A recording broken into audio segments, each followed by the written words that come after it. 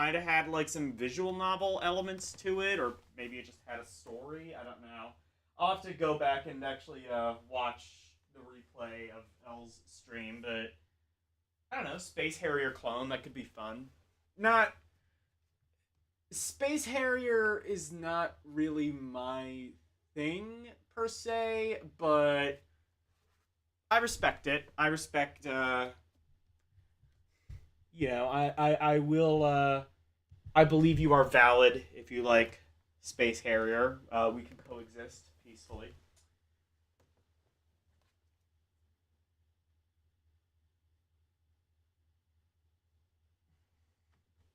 How is the audio? Wait.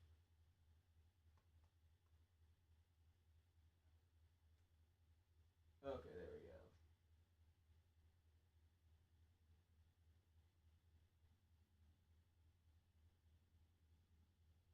I was okay.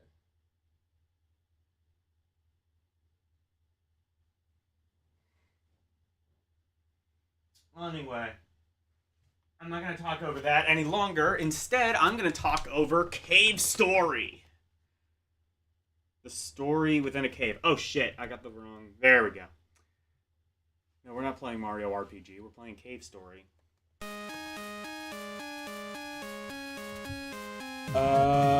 Audio. Whoa, okay. Audio levels are off the fucking charts. How does this sound?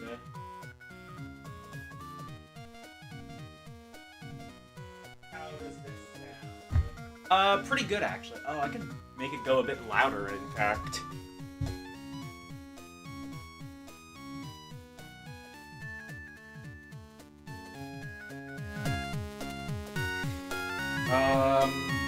This seems like a bit too loud.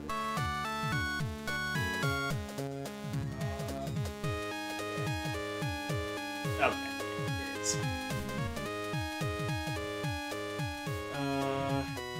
Here. That should be about a happy medium. Alright.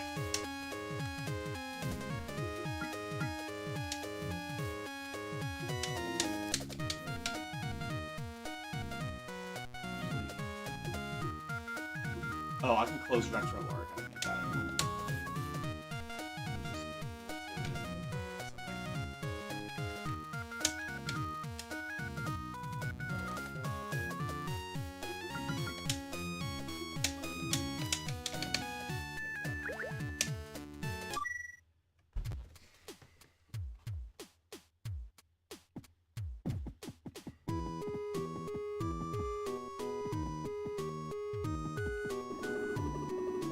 Alexa, turn off Logan's room's lights. It's a psychedelic! Here, let me refill your health. Whoa. It's a psychobilly freakout! Shit, we're going on shrooms. That explains a lot about this game, actually.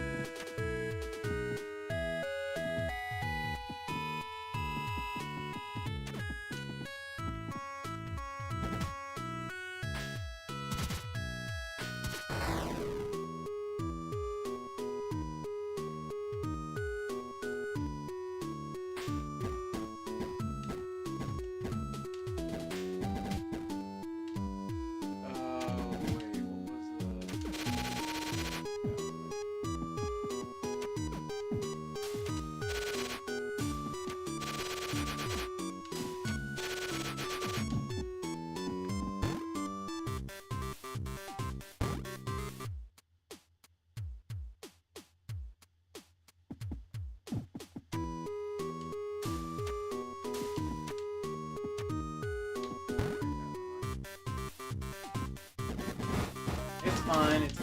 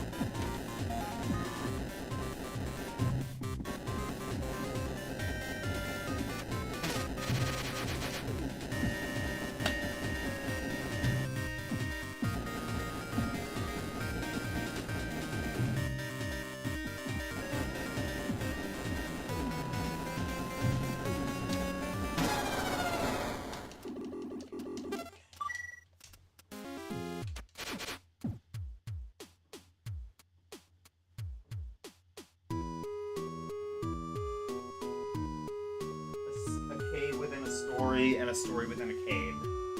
Wrapped inside a riddle, wrapped inside an enigma.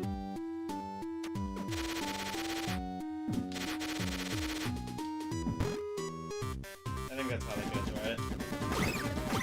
That's the thing, what Churchill done said. Actually, I think it was Churchill and someone else.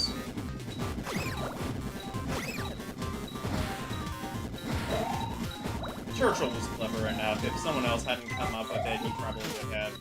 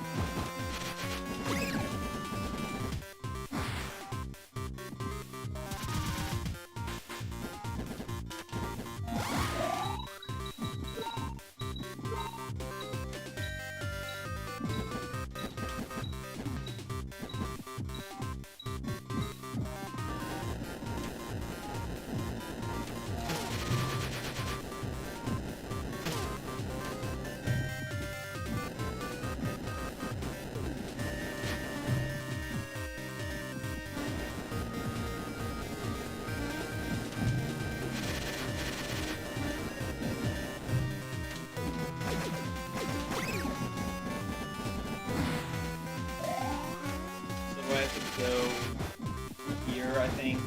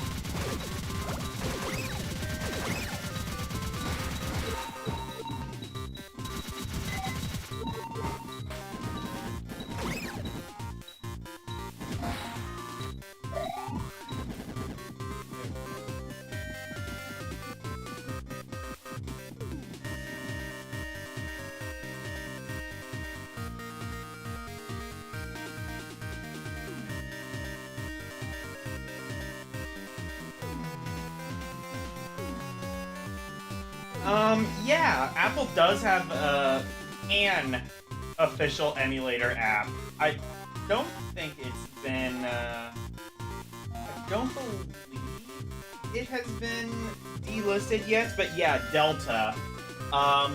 As somebody who's actually been following this for a while, Delta has actually been around for a very long time, or a pretty long time at least. Actually, it started basically in the ashes of a Game Boy Advance emulator, and then they just turned it into like a multi-emulator thing. So it plays Game Boy, Game Boy Advance, DS, NES, SNES, N64. It's been around for a while. You just kind of had to like sort of do like some tricky side loading maneuver in order to actually get it on the iPhone. Now it seems like Apple tentatively is allowing this. I guess they probably will allow it, because like otherwise, like they would have, if they wanted to, they could have easily taken this down several times, but still have yet to.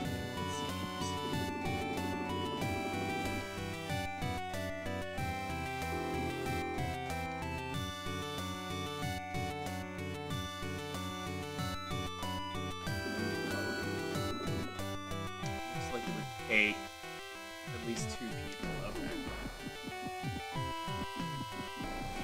So I need to. Oh shit! What did I need to? Oh, what did he say I needed for him to travel with me?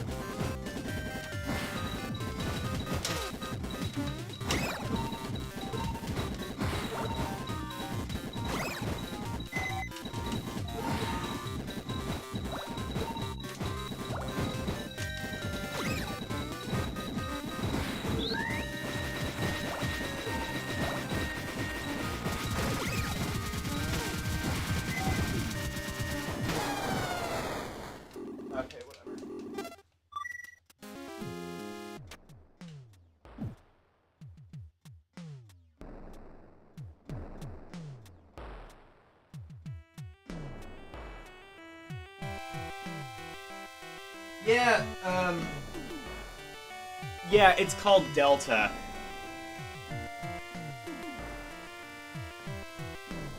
I mean, I have it installed on my iPad.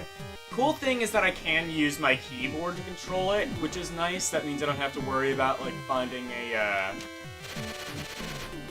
like a keyboard or like a controller or something like that, which I'm happy about. That's why I don't like game on my phone, is because like then I have to worry about like connecting a controller and shit. Bluetooth was, and always will be a massive pain in the ass that never works properly when you want it to, and does work when you don't want it to. It's a whole thing. But I have a keyboard connected to my iPad, and I can use that, which is nice. And I've had some fun, like playing like ActRaiser. What else have I been doing? Oh yeah, Warlocked. Those are like my kind of like go-to games. Like if I'm like playing retro games for leisure, like Warlocked is definitely one of them. Warlocked for Game Boy Color. I'm not, you know, like I'm not even usually into like RTS games, but like Warlocked for Game Boy Color is just such a simple, easy to use one. Like it doesn't take like a rocket scientist to figure everything out.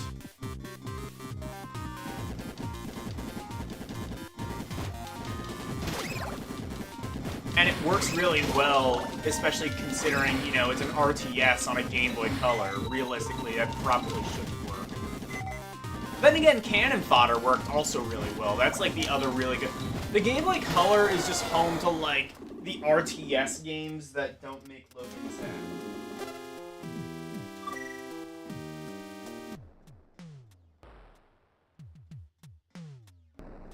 Touch controls don't work. Exactly, yeah. Hello, Vinny. How are you?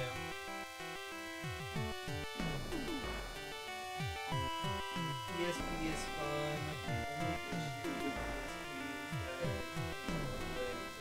I mean, the PSP is just really outdated is the problem. Like, it can do Super Nintendo barely, I guess, now. It didn't used to be able to do Super Nintendo, but now I guess it can. I don't even know if it can do Game Boy Advance, maybe. But, like, I don't know. Like, I say, like, if you want an emulation machine, there's, like, so many other alternatives. Like, literally, like, go onto, like, Mad Little Pixel's channel, or, like, go onto, you know, Retro Gaming Corps or Whoop-Den or something like that. There's, like, hundreds of these fucking, like, emulation machines, pretty much all of which are better than the PSP at this stage. I mean, it was really good when it came out, but now it's, you know, the PSP is going on, like, 20 years old.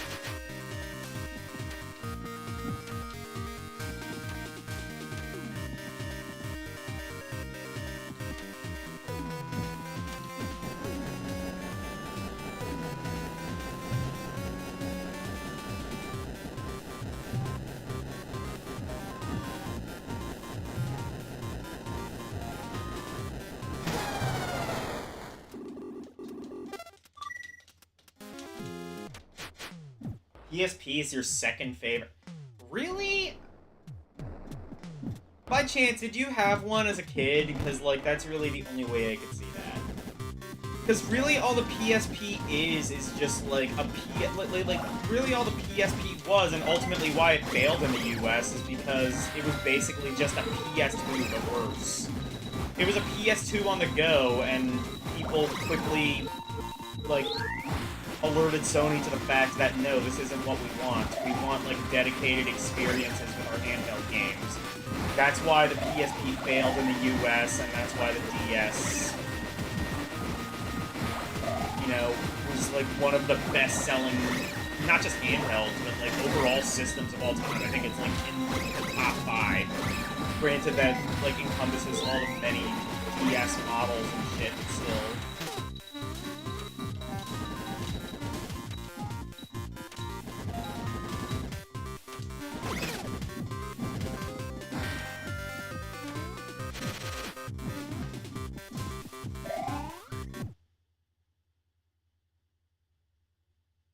It was a PS1 that was it? Oh, you actually know you had a DS as a kid? It was a PS1 but better. I see, a PS1 but better. No, I disagree with that too, because it didn't have a second analog stick, and there were so many games that needed it. Like GTA, fucking, like, how did you do it? I think you had to, like, hold down one of the trigger buttons, and then, like, so you couldn't move while, like, moving the camera.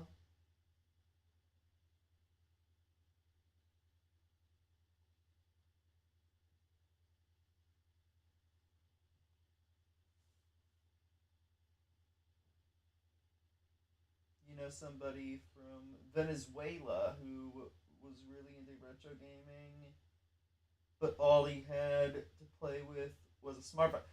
It's a totally legitimate way of doing things. I mean, like, if that's how you're playing retro games, you know, it gets the job done.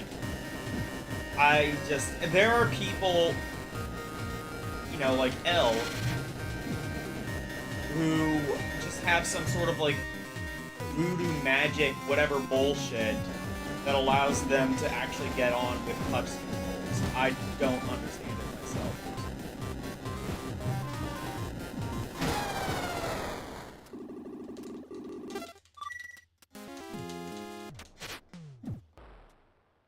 It had a media player, which was pretty good for the time. Fair enough.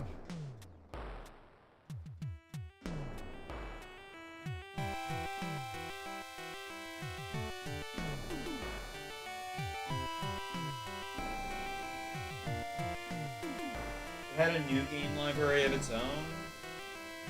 Did it, though? At least in America? Like, again, like, most of the games we talk about are, like, Little Big Planet, fucking, you know, GTA, Persona 3 Portable, you know, like, good games, but also games that are kind of way better on a PS2. And that's the thing, though, is like, okay, yeah, it's handheld, but serious gaming on the go did not really become a thing until the Switch, and eventually on phones, and the reason for that is because it was easy to plug it into a TV when you didn't want to do that. Yeah, you could plug a PSP into a TV, but you had to buy, like, a separate thing. It didn't come with that. And then they tried the same thing again with the Vita, and that failed, so serious gaming on the go didn't really become a thing. So many consoles wanted it to be a thing. Arguably going back to, like, the Game Gear. Because, I mean, like, yeah, the Game Gear had columns, but, you know, like, even the Game Gear was kind of more focused on, like, you know, arcade games on the go, you know, shit like that. Whereas the Game Boy, and ultimately the reason the Game Boy succeeded, the Game Boy focused on, you know, bite-sized things that you can play with for a little while, and then quickly turn off, come back to later when you know, you're on your lunch break, or, you know, you're at recess, or, you know, you're in your study hall period, something like that.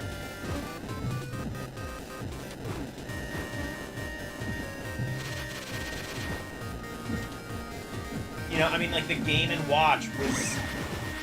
The way it all started, it started because Gunpei Yokoi was fiddling around with a calculator and thinking, like, oh, I could make a game out of this. And that's kind of how handheld gaming has always been. Just sort of like something fun you can do when you have literally nothing else to do. And that's how it was until the Switch, when Nintendo, I guess, figured out the secret sauce of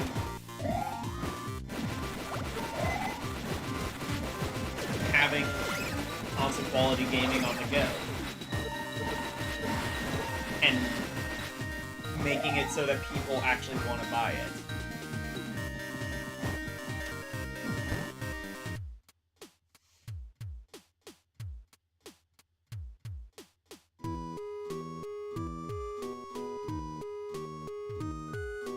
Jenny D'Arc?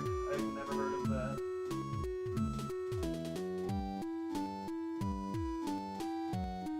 Oh yeah, true, it did have the remake of Rondo of Blood.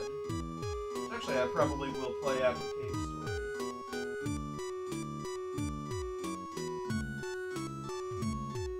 True, it did have a media player as well.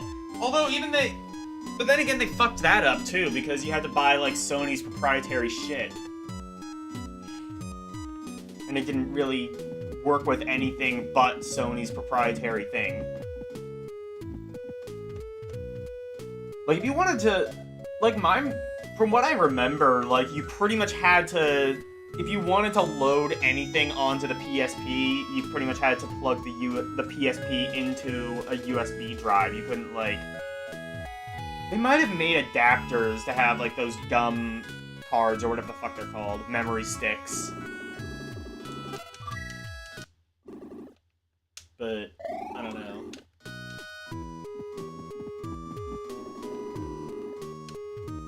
Actually, thinking about it, they probably did, but you probably had to mod the system to use it, just like the Vita. Like, the Vita had its own proprietary memory thing, and they make adapters to where you can use micro SD on a Vita, but you have to mod the system in order to actually use it.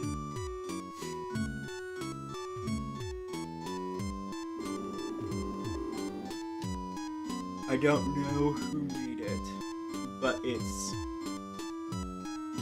apparently the trash heap of the island. There's only one way out.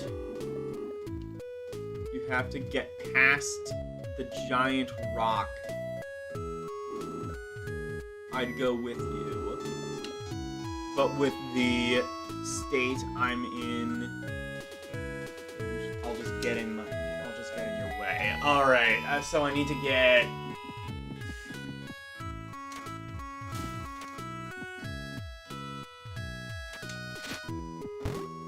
Wait, did I...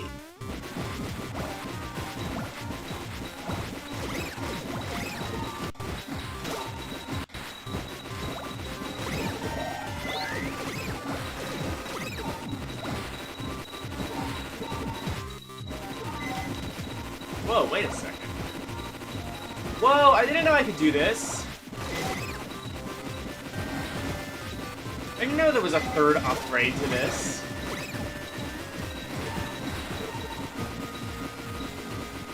That's sick.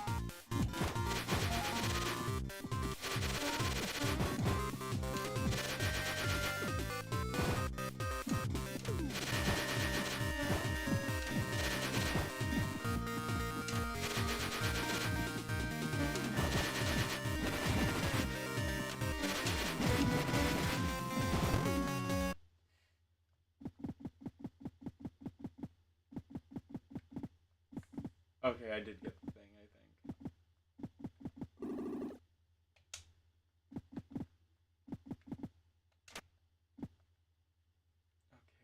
Okay. So I need to find where the key is. Or where the locked door, whatever is. Was there a locked door? I think there was a locked door, like, right at the very beginning, maybe?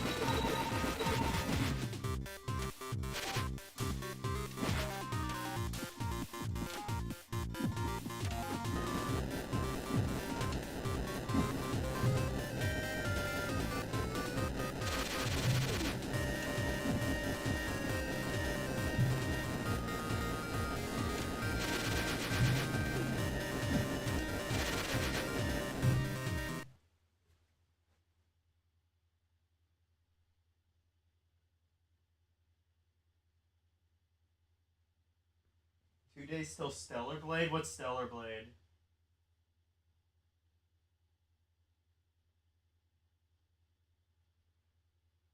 Pokemon was on Game Boy and was more than just a way to pass the time. It was a way to pass the time that turned into a multi-million-dollar fad, I would argue. Because, I mean, like, well, I mean, you know my opinions on Pokemon. It's a game entirely devoid of depth. like, they took the RPG and took out... They got an RPG and then took out, like, the parts of an RPG that RPG players would typically care about, i.e. the meaningful story and, you know, meaning to play. Basically, it's an RPG if all you did in the RPG was grind.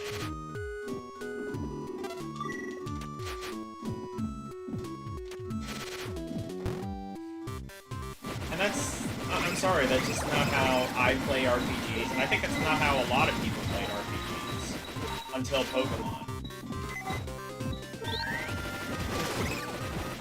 Not to say the grind was bad, it's just, it's a part of the game.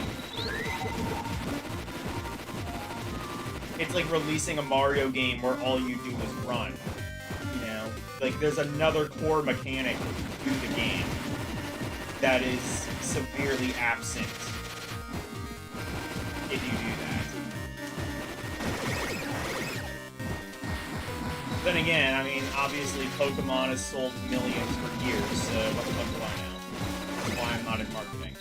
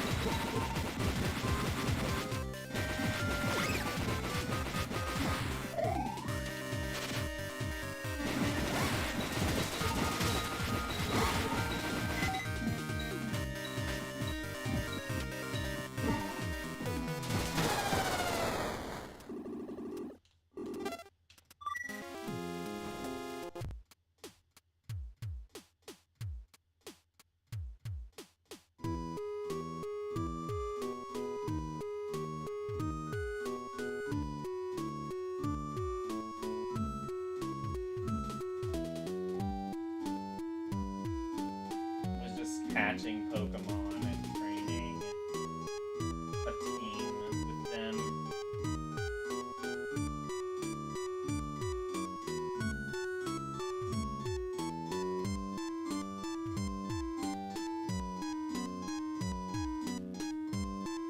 Debate over them and stuff. I mean, I guess maybe. Pokemon has just never been my thing. Like, again, like I said, again, it always just felt like Super Mario Brothers, but all you do is run. Like, there's a core gameplay mechanic missing in Pokemon.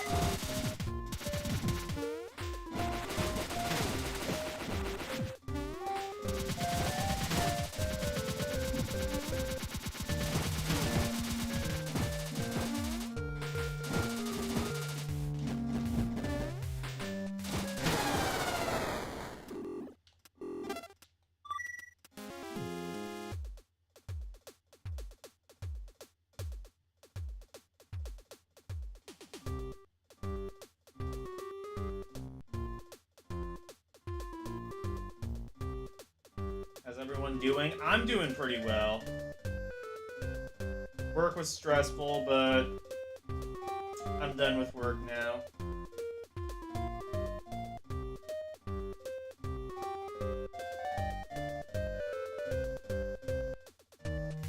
How antiquated fire codes are. Yeah. We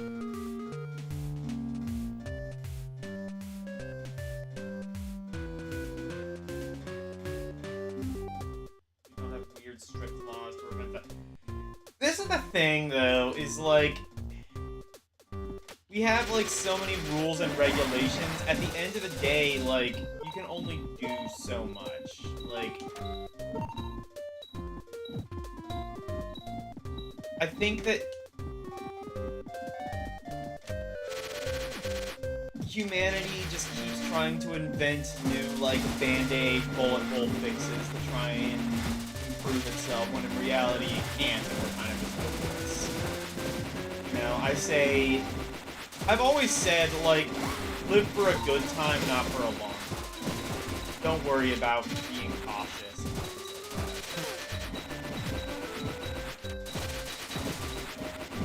Just do what feels right in the moment a lot of times.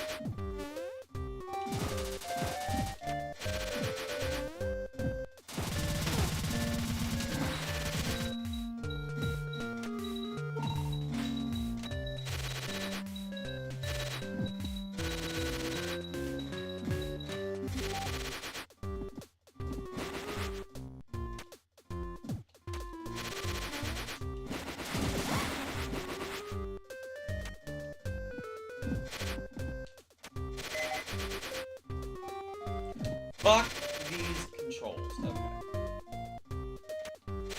Making me doing precise platforming with controls that are about as responsive as a fucking satellite.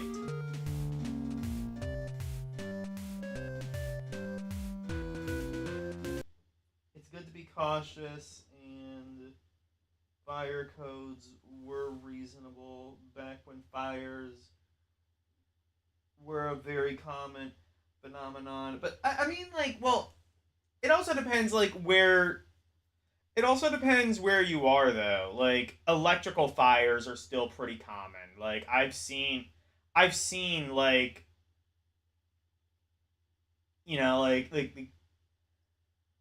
where I live, you are more likely to hear a fire, the siren of like a fire engine than the siren, or even the siren of an ambulance, than the siren of a police car. Like,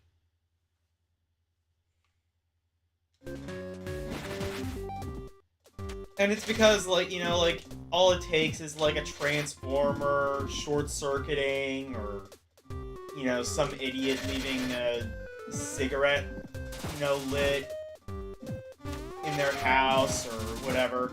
Or if it's a business, like, you know, like I work in a warehouse, like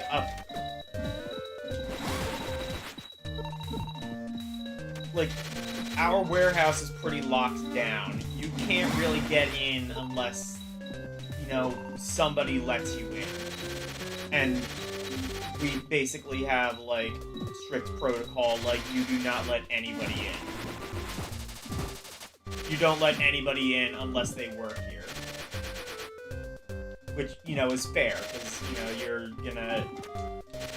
I mean, like, you could steal our supply, you could steal, like, you know, maybe trade secrets from our contractors or whatever.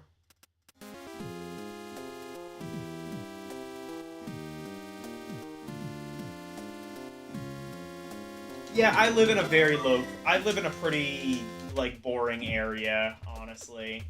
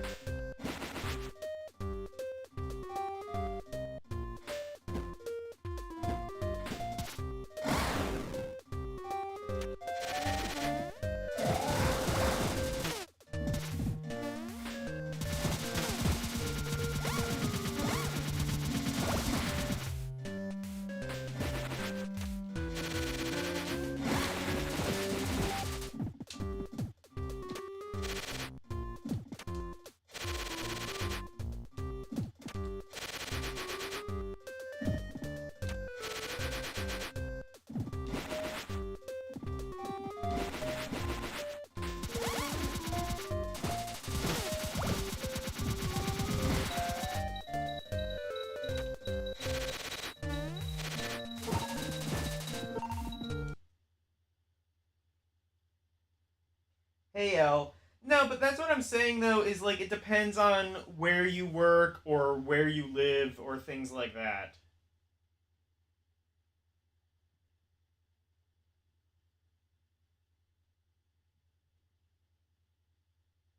You legally can't live in the back rooms because of fire codes. The back rooms of what?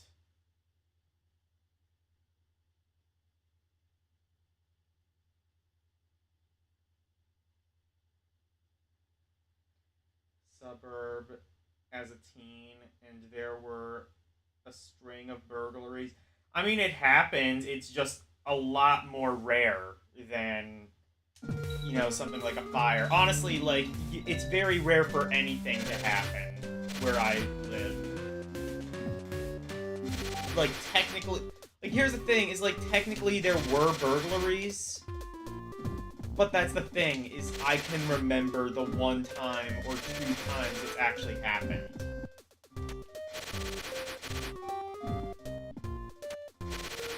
It's not happened, it's never happened to me. It's just like the one or two times it's happened in this neighborhood.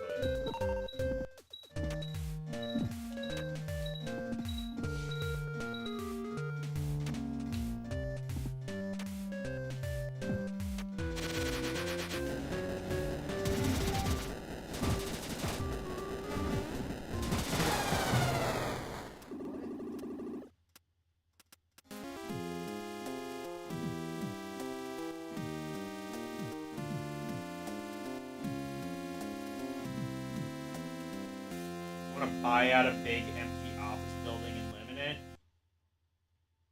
I mean, that's what Trump basically did. He bought out an entire fucking tower filled with office buildings and lives in it.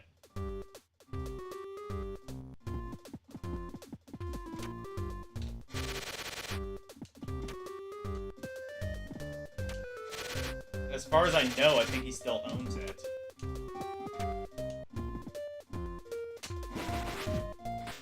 I'm not sure if he's had to sell... I don't believe he's had to sell Trump Tower yet. I can't remember.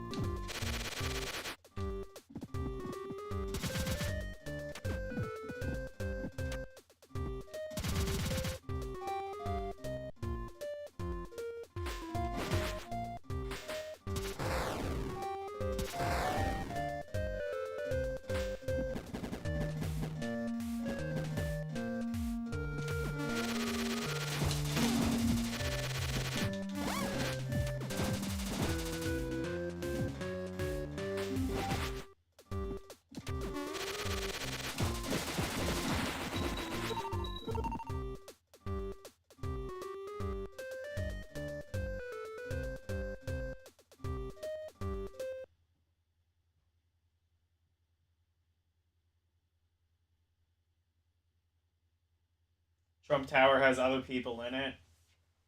Yeah, so you would buy just like an empty office and live there. I mean, you can do that. I don't think.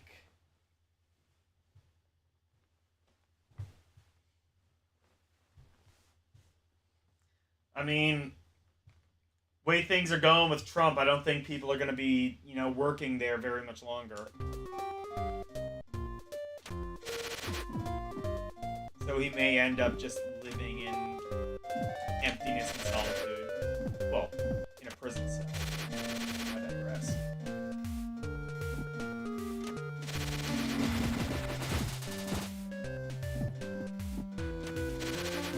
And before anybody says anything, I don't know if he's going to jail. I just realized that it is like more possible now than it ever has been. So that could be a thing. I'm not saying it will be. I'm just saying it could be. There is a not 0% chance that this motherfucker goes to jail.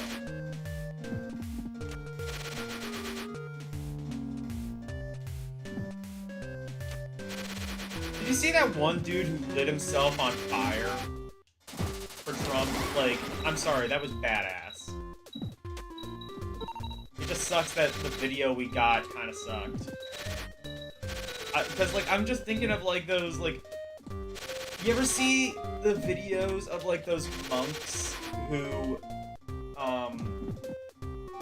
like, in Saigon, who, like, protested the Vietnam War, and they're just, like, in such a state of zen. Like, the zen state, or just the lack of either mental ability or mental awareness of yourself and your own being in order to even purposely engulf yourself in flame and not try to, like, immediately just, like, extinguish it out yourself. That's... I don't know, like there's something to that, I feel. Again, like that sort of zen state that, like, the Buddhist monks had. Hi, Neo Phantom. We're talking... You don't need to worry about what we're talking about.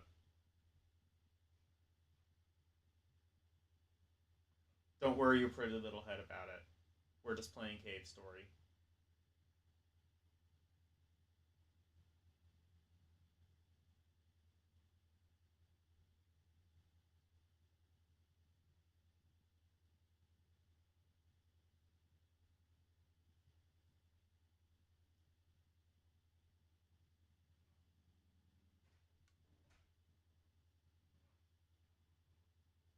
He would think it's foolish. Well, yes, he did believe in physical body and interior to... He also thinks it's foolish to needlessly torture it. Yeah, but you can, and that's the thing, is, like, that sort of zen state, like, would he have supported it? Probably not, but it's like the fact that it can even be done.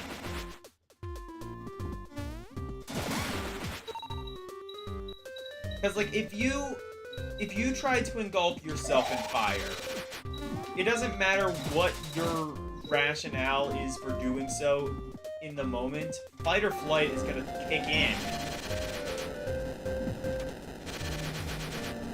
And it's gonna be like, hey, no, I actually don't want to be engulfed in fire.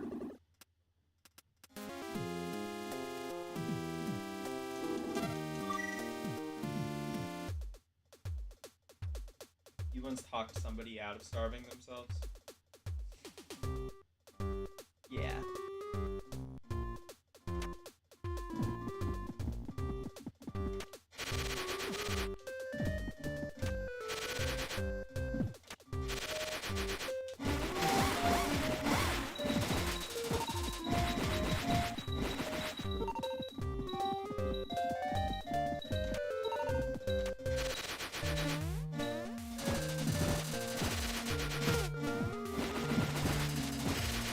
Like, that's my weird fantasy.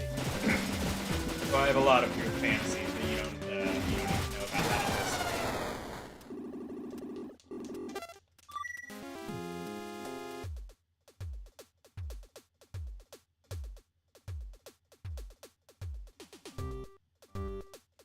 this. Yeah, exactly. I admire...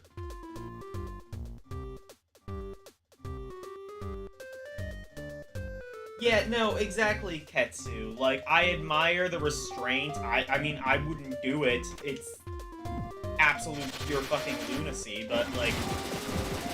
I wouldn't want to actually do that, but I would like to have the ability... I would like to be able to have, like, that sort of, like... meditative state to where I theoretically could.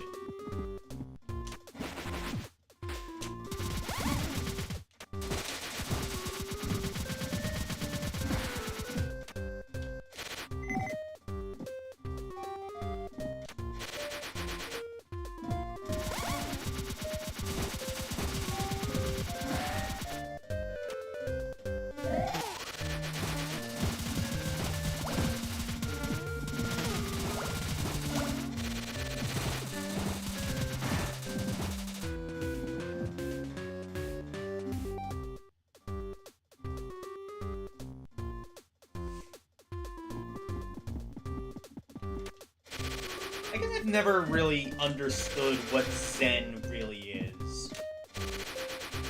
I'm not, I'm not a religious scholar by any means.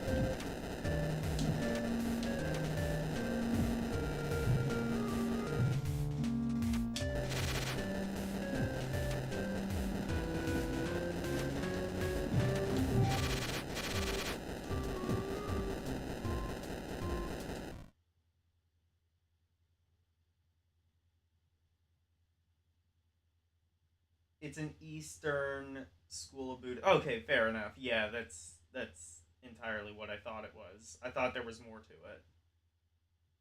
It's a state of emptiness. Yeah, exactly. So like the highest wisdom, totally empty to be. So, if we're talking about like weird fantasies, so I've talked before about like the concept album that I've written.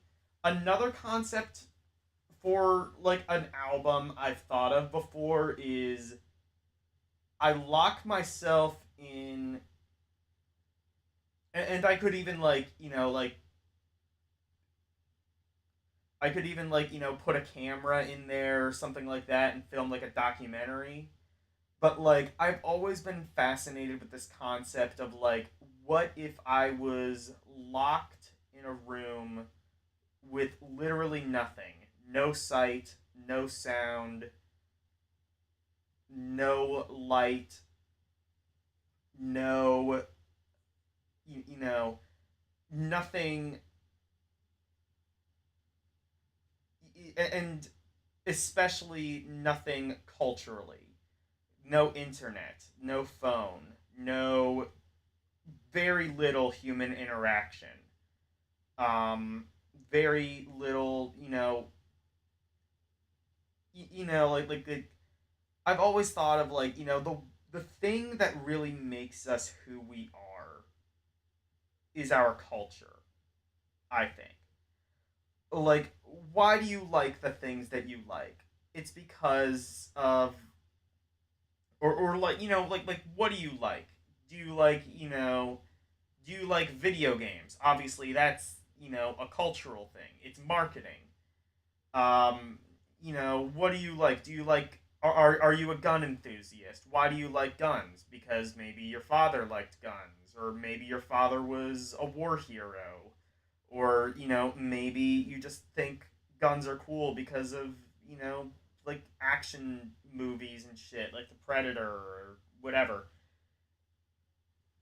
So like to just like lock myself in one of those soundproof chambers. Like have you ever seen those?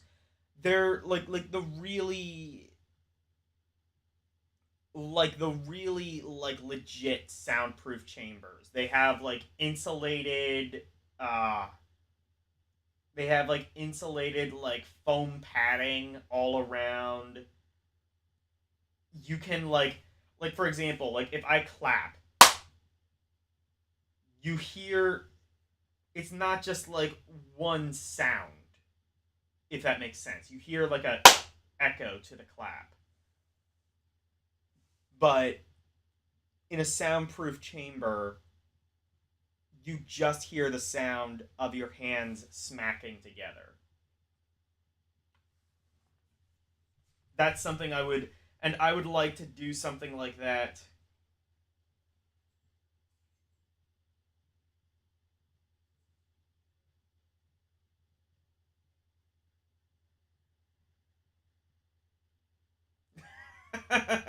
I'm putting your fantasies the same. Sorry about that. Got you a lifelong fascination with the M 134. Yeah, yeah, exactly.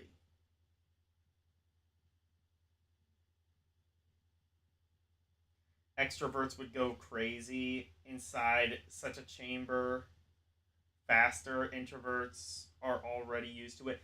I mean, that's the thing is like if I did that, which is something I would realistically think I would want to do, I totally understand I would run the risk. Oh, and there would be another aspect to it.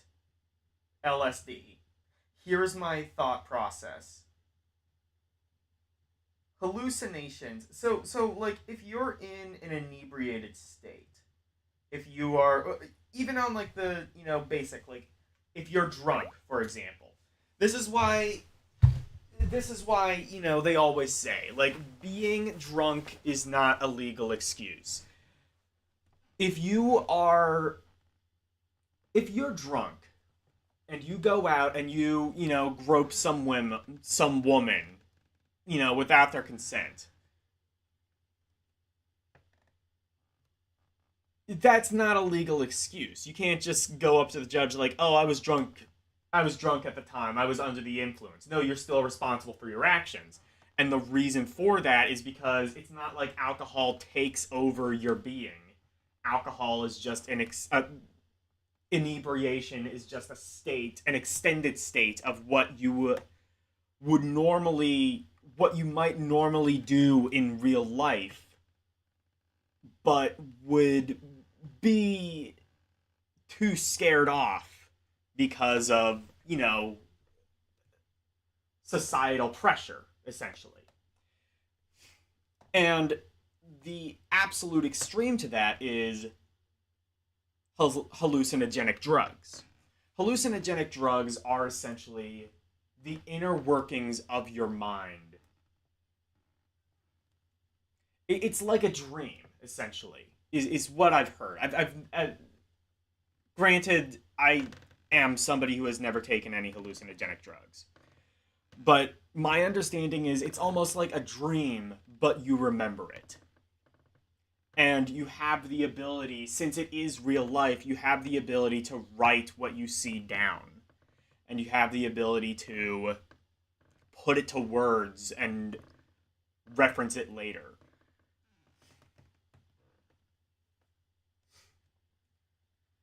And I think like that would really be sort of the root of the experiment, is to see the inner workings of my mind, you know, free from the shackles of cultural intervention, free from the shackles of really any sort of intervention. You know, sight, sound, uh, human interaction, cultural interaction, something like that. And yeah, I would never be free. I mean, like, unless I had like amnesia or something, I would never be free from the cultural aspects that made me who I am. I wouldn't just forget that. But I would be in a state of mind to where I couldn't really focus on it.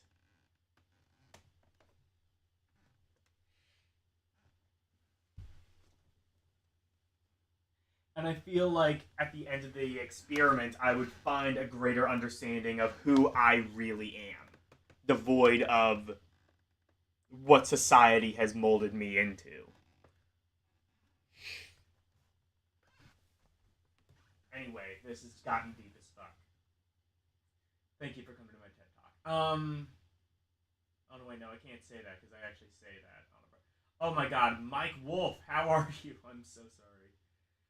For those who are just joining in, this is Logan's deep inner thoughts that nobody could realistically care about, starring Logan.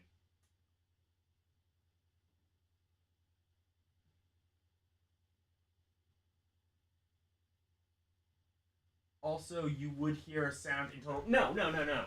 That's not what I'm saying. That's what I'm saying. Well, you would hear a sound in total silence. What do you mean?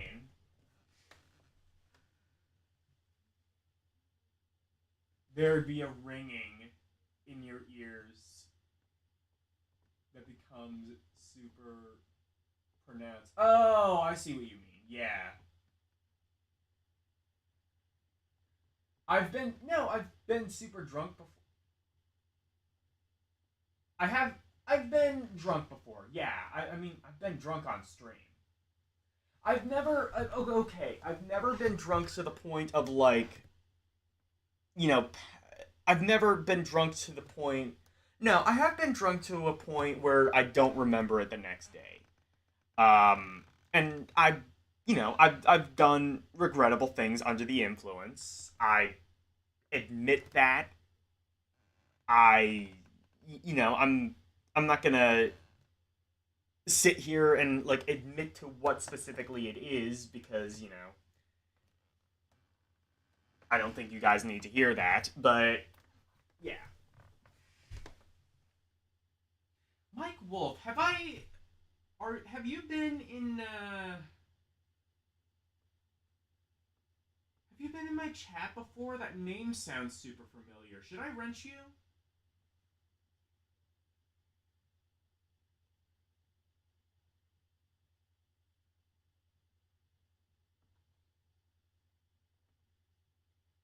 Wouldn't your hallucinations still be influenced by the culture? True, you're right. Again, there is more to it, like Mike Wolf says. You have two friends that did it, and they say it changed them, and they say they understand how everything in the world works. Exactly. That's like my ultimate goal is essentially to get to that sort of point.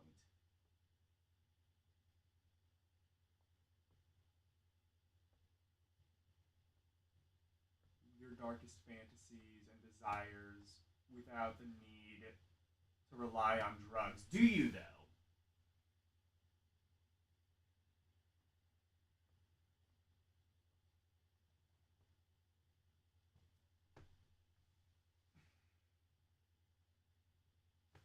They both went on to get advanced bachelor's degrees. I could see that. I mean, like you think you know yourself. I think we all think, like we all think we know each ourselves. But do we though? Again, do we know? Like that's the other thing too. Is like we all this is gonna sound like Persona, but like we all put on masks to hide our true identities, right? Like I was thinking about it. I've always like I was actually thinking about this earlier today. Like I put on a mask and I sort of like have the idea of like I don't really care. I give off the idea of like I don't really care what people think, but then like if I like really think about it, I'm like, oh wait a minute. Not only do I care about what people think, I'm actually insecure as fuck.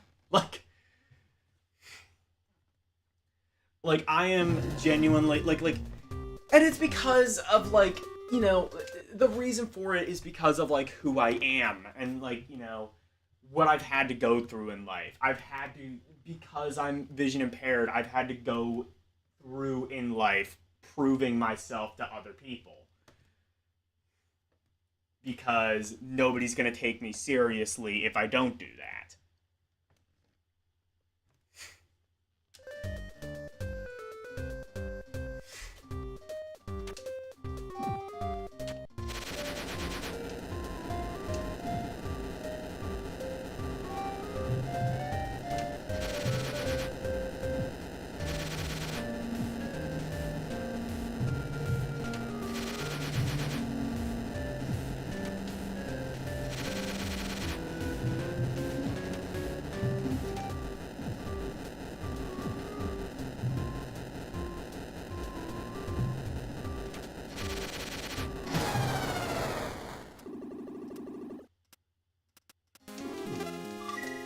When I get to that point, I'm going to make a save state.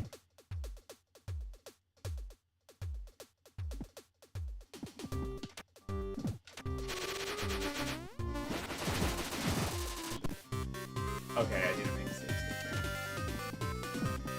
I couldn't remember if I did that.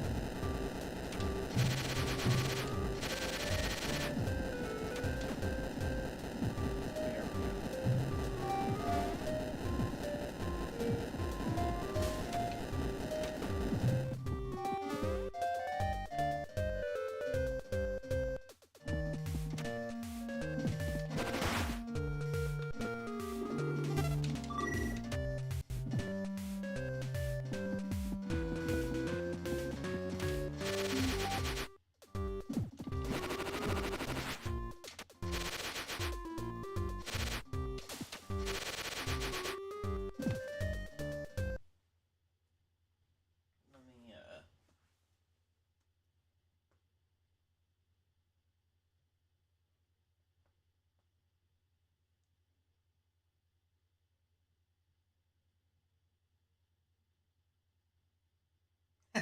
That's why if somebody asks me if I'm a good person, I plead ignorance. Same.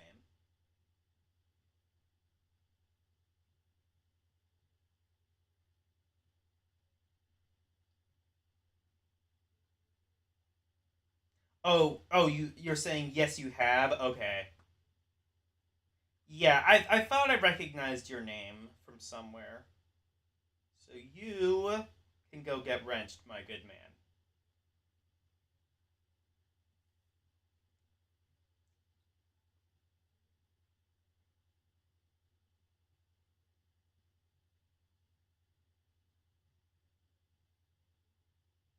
They're like severely stress tested, and that's sort of like what I would want to do something like that.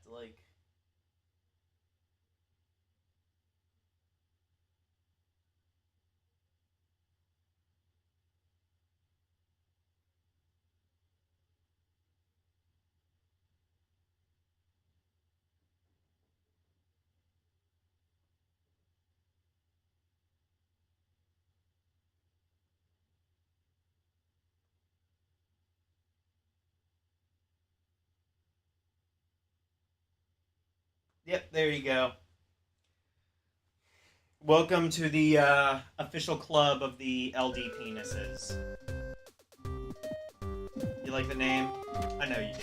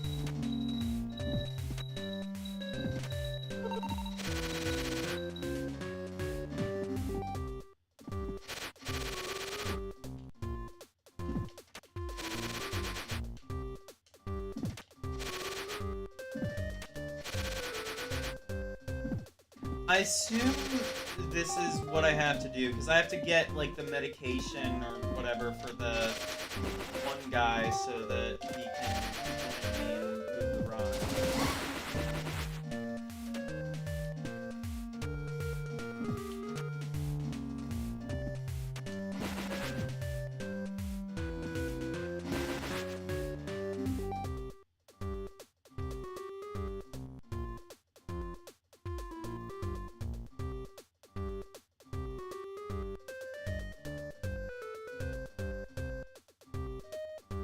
This is the first time you've been a mod in any stream. I do it. I provide that privilege very liberally. Um,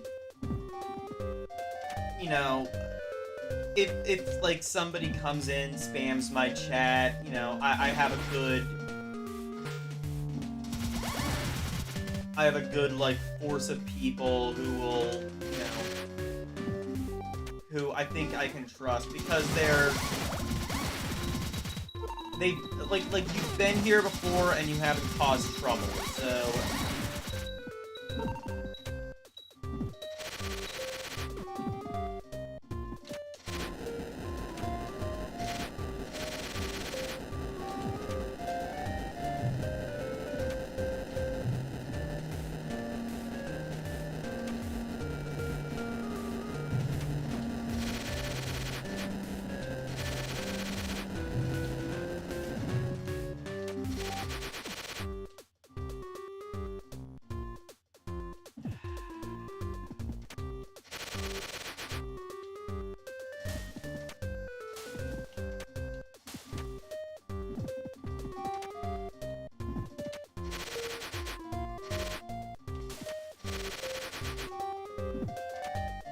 on a totally different topic, the poll. I can look at the results of that actually real quick, but PC DOS games are actually winning.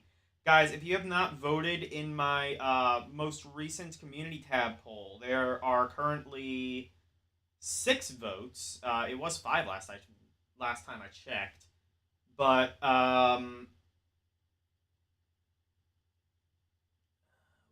are the?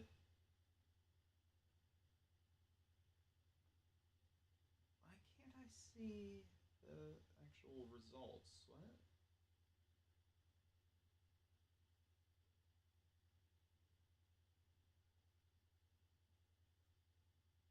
Oh, right, yeah, because it's zoomed in. That's why. DOS slash Windows retro Windows games has 33%. Uh, Arcade and Amiga are tied with 17%. Oh, actually no, it's a four-way tie. Never mind. So DOS has a couple of votes. Everything else has 17%.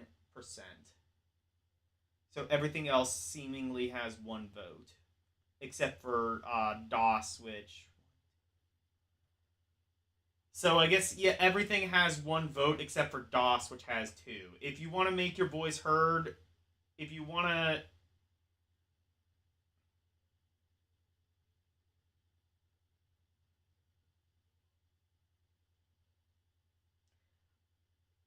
Yeah, ROM hacks would be good, but you don't know crude ROM hacks are all kind of the.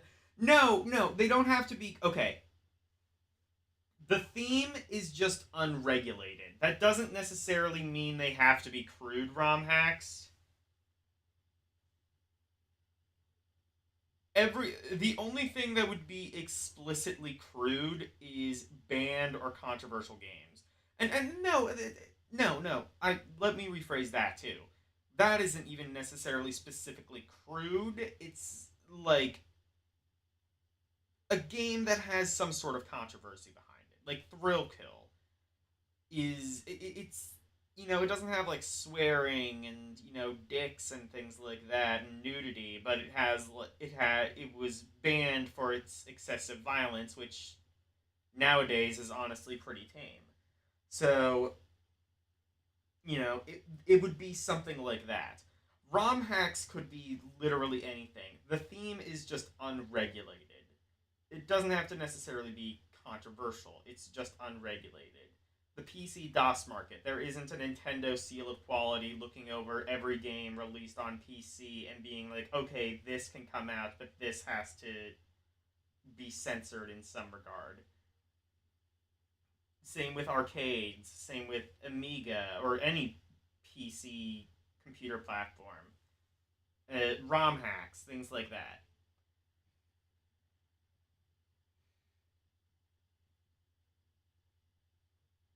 I could stream Manhunt. Oh yeah, I have heard of that. Controversial games is that there is too high a percentage of them that you couldn't just take. That is kind of the issue. Is like there are games that I could. That is kind of the thing that I was running. I was thinking about.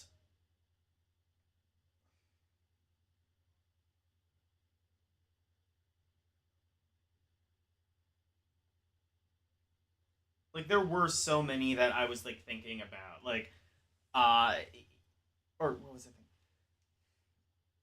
There were so many things that I'm like I it would fit the category. It would have to be controversial, but it would definitely be the most challenging one. That's what I'll say. It would be it would be the hardest to actually set up because it would have to be kind of like controversial and sort of lewd, but not so much that it like violates YouTube's TOS and gets my stream banned.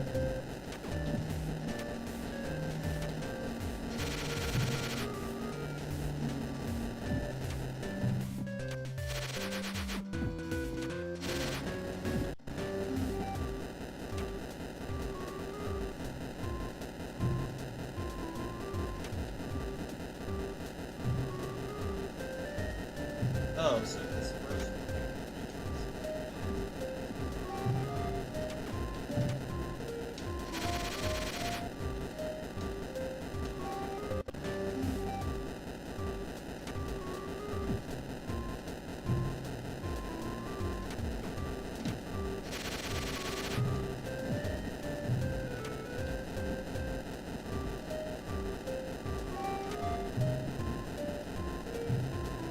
Speaking of banning, I had some issues in my Discord earlier today.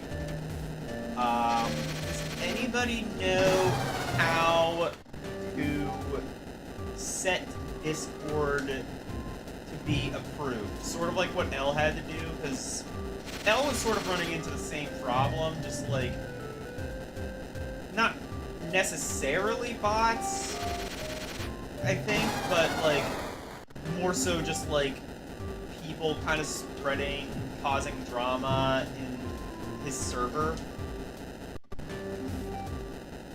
So like I want to set that to approve. improved so that, like, you know, if another bot comes in, like, trying to sell shit, or, you know, someone comes in who, you know, might be, like, trying to, like, start some shit, or just something that, you know, is undesirable, I would like the ability to approve it beforehand. Does anybody know how to do that? If so, I guess you can put it in chat, or ideally, I guess, like, just put it, let me know in my Discord or in a PM or something like that. That way, I can just go about doing it later.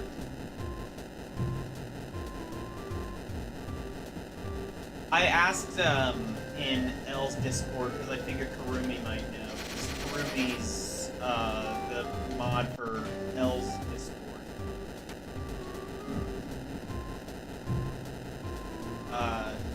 He didn't really respond, so I don't know if he actually saw or not.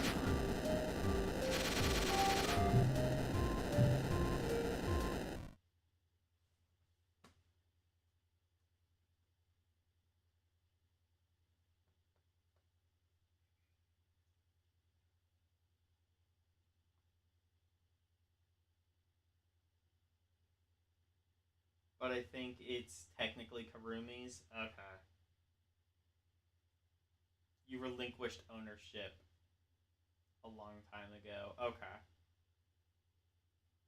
Hong Kong 90s. Oh, that would be. A replay couldn't be. Yeah, true. Hong Kong 97. I'm also thinking, like, Postal. I don't know, Carmageddon.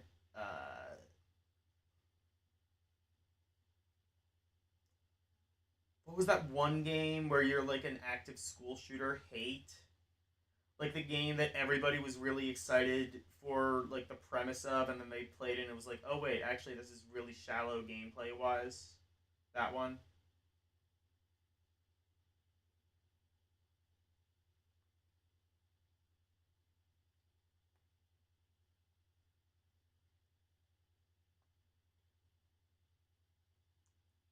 Yeah, Hate.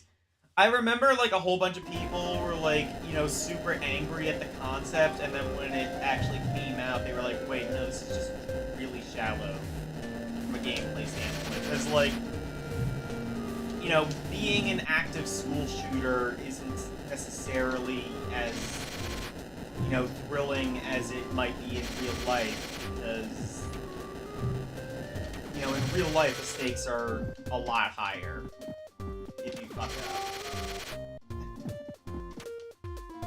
I do not know from experience.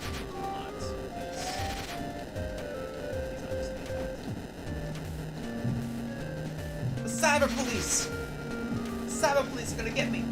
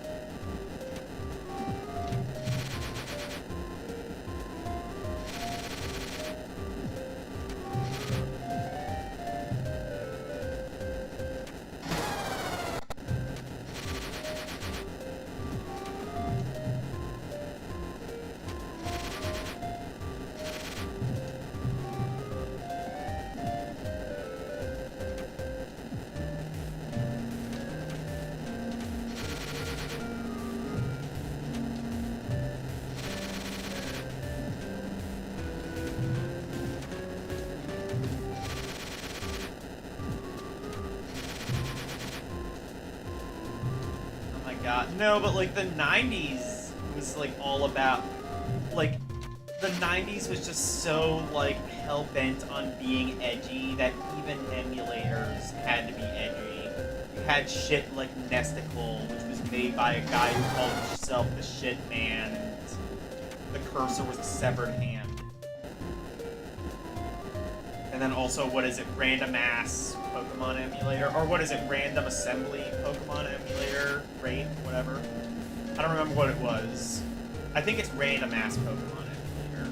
That's what I've always been calling it, and then L called it something else, and then I was like, oh, okay. But the initials are still what they are. So that's all that's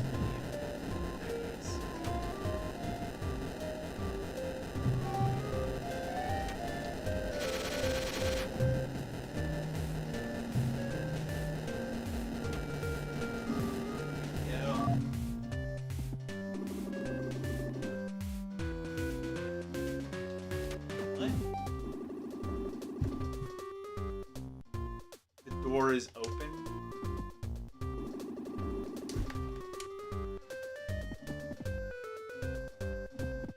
Oh.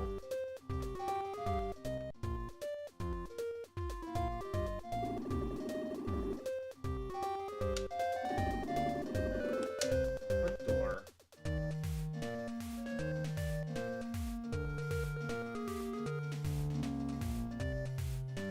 Well, I don't think I could have gotten here otherwise.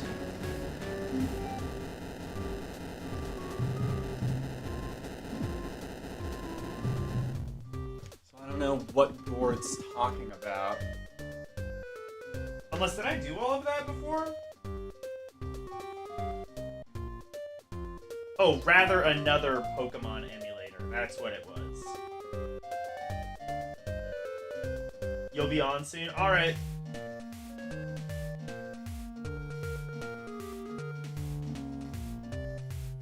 You admire the edge, but the gameplay is just not good. Yeah, I mean, like, how could you have made the gameplay good? Like, it's a really, like, it's a really, like, thrilling thing in real life, but in the realms of video games, like, you can do anything. You don't have to be, like, grounded to reality. You know? Like that's why that fundamentally failed. Whenever you think of that game, you think of the AI AVGN episode about... Oh, was there one? Oh, shit. I gotta check that out. That would probably be funny.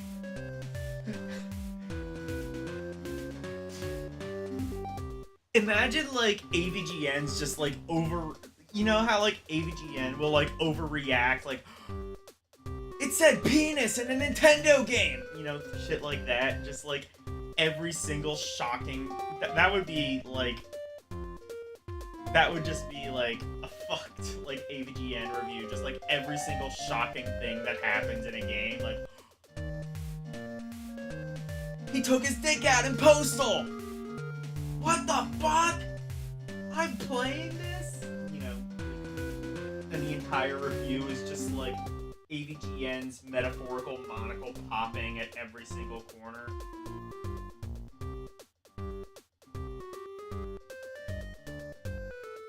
AVGN reviews Salt and Sanctuary. I mean, I can post that. I can... You know what?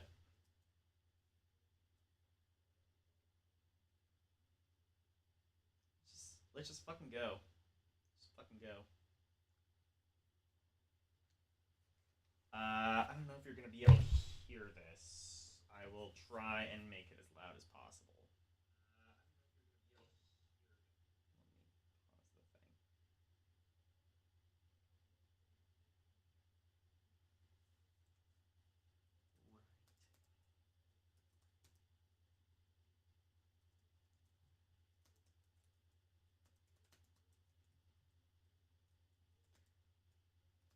I was having fun doing this in L's Discord the other day. So write a review of Salt and Sanctuary in the style of AVGN. Okay.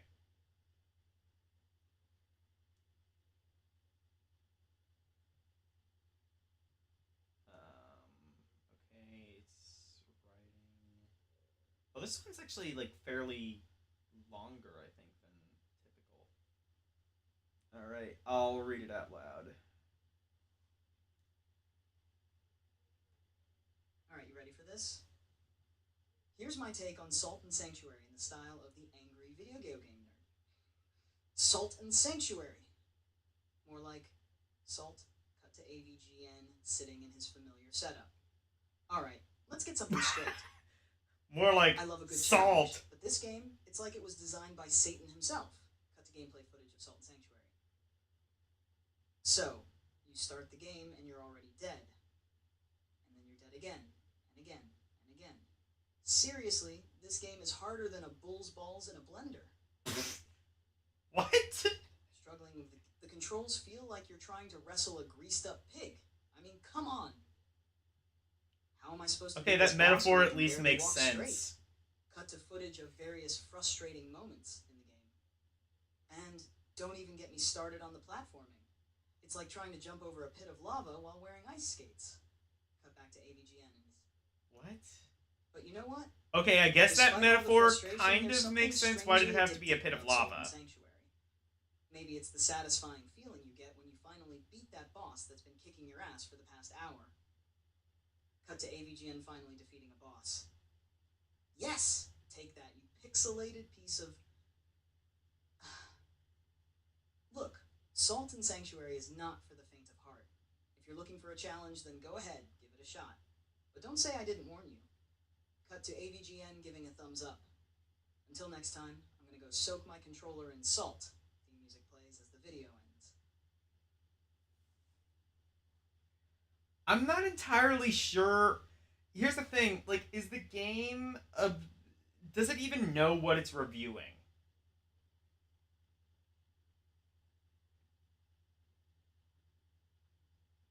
You have a whole playlist of AVGN AI videos saved. Oh shit. Oh, I'm gonna have. Okay, it's only a couple of videos. I just remember the one. Oh, it was called Hatred, not Hate. Okay. The one that I remember was like. It was like some anime. It was some anime game, and AVGN was just calling people weeaboos.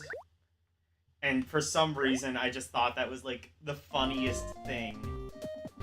Like him, like having any sort of deep-rooted anime opinions to a point where he would like gatekeep an entire group of people.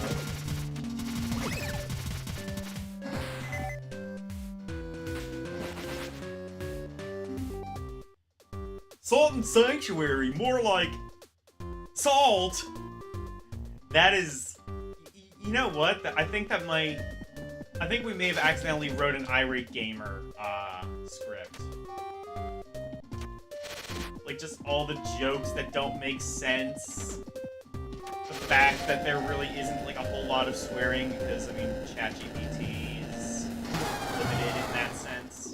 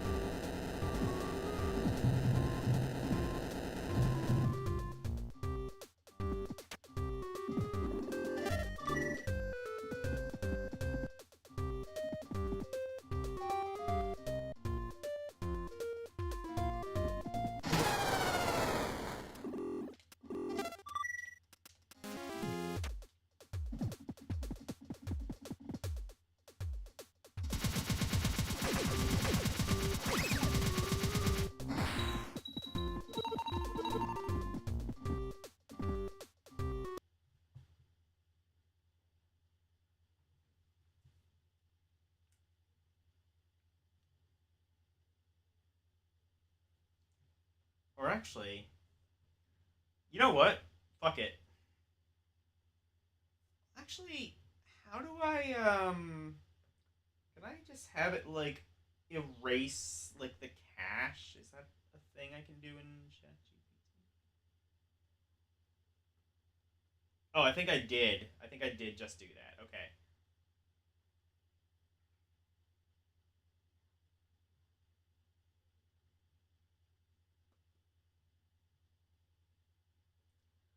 write a review of Cave Story in the style of Angry Video Game Nerd.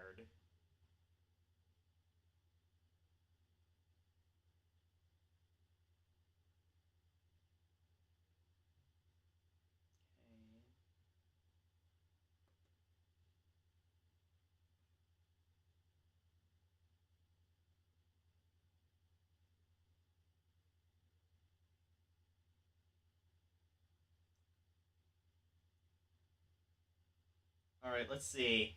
Let's see. I mean, this game is popular enough, it should at least know what game it's playing.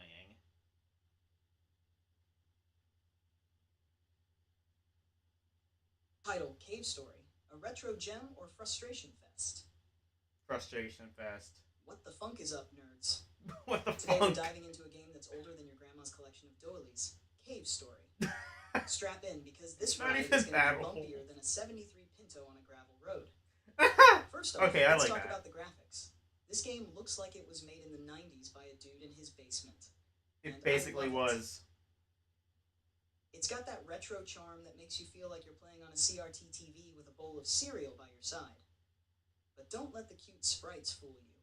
This game is harder than trying to beat Mike Tyson in Punch-Out after 10 shots of tequila. The story is about as straightforward as a spaghetti junction. You're some dude who wakes up in a cave with amnesia, and suddenly, you're the chosen one. Yeah, real original. But hey, at least the characters are interesting. And the dialogue is as quirky as a clown on acid. Now, let's talk about the gameplay. It's like someone took Metroid, Clown on Mega Man, acid. and I a like pinch of that one. Castlevania, threw them in a blender, and hit puree. It's a 2D platformer with tight controls and enough weapons to make Rambo jealous. But be warned, this game will kick your ass harder than your big brother after you ate the last slice of pizza. What And the don't even get me fuck? started on the music. What domestic abuse It's like the situation love did child we of end up 8-bit in? chiptunes and pure, unadulterated awesomeness. You'll be humming these tunes in your sleep, I guarantee it. Oh, I But let's do. address the elephant in the room. The controls. This game is harder than a woodpecker's lips.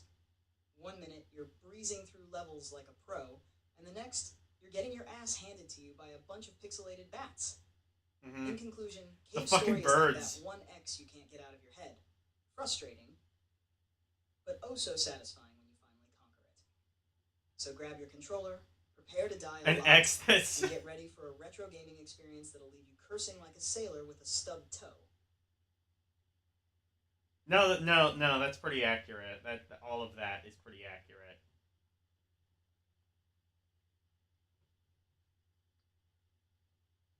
What the fuck? Yeah, because ChatGPT can't swear, so.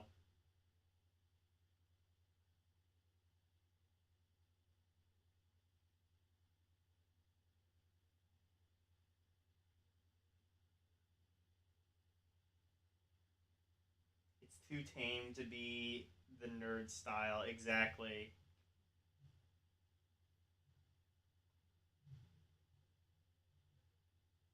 Did ChatGPT say ass? I guess so. I mean, I guess it plays by FCC rules. You're allowed, like, a little bit of ass.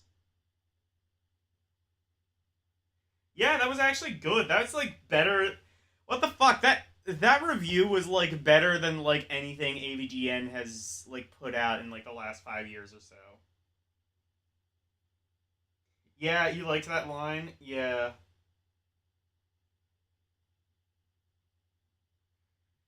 That was better. Throw out suggestions in chat. I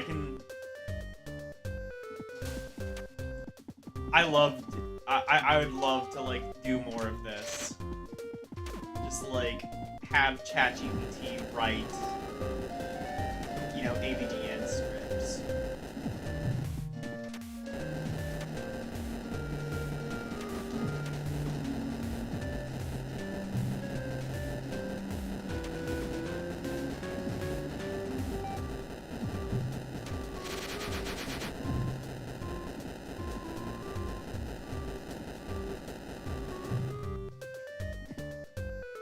There was one that was like, there was one, I think it was, what was it? It was, Oh yeah, AVGN reviews Mobile Legends. He said that the matchmaking in the game was less reliable than a politician's promise. That was a good one.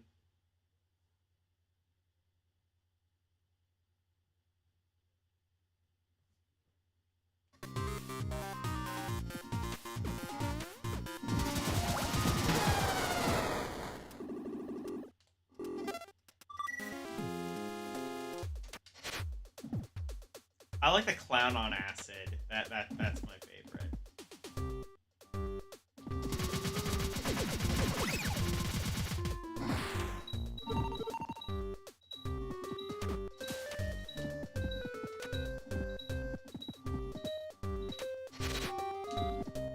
More quirky than a clown on acid.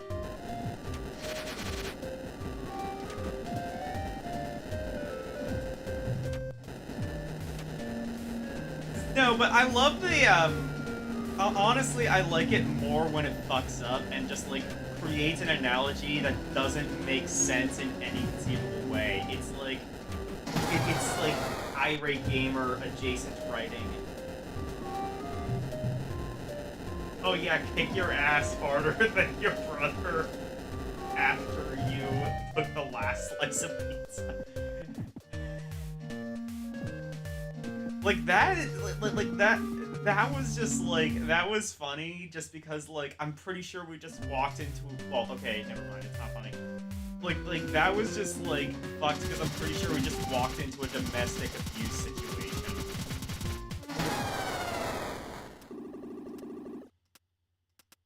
Kick your ass faster than fat bitch, you fat sat down too fast.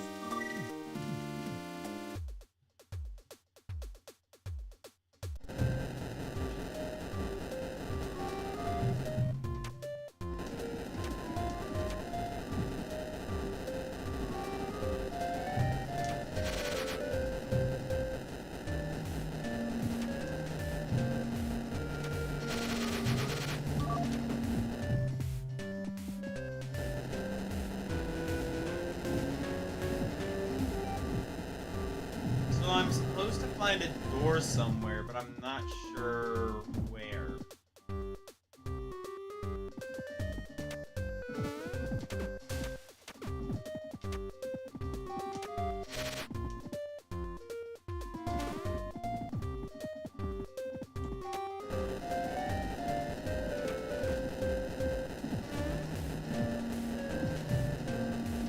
Other games that I played.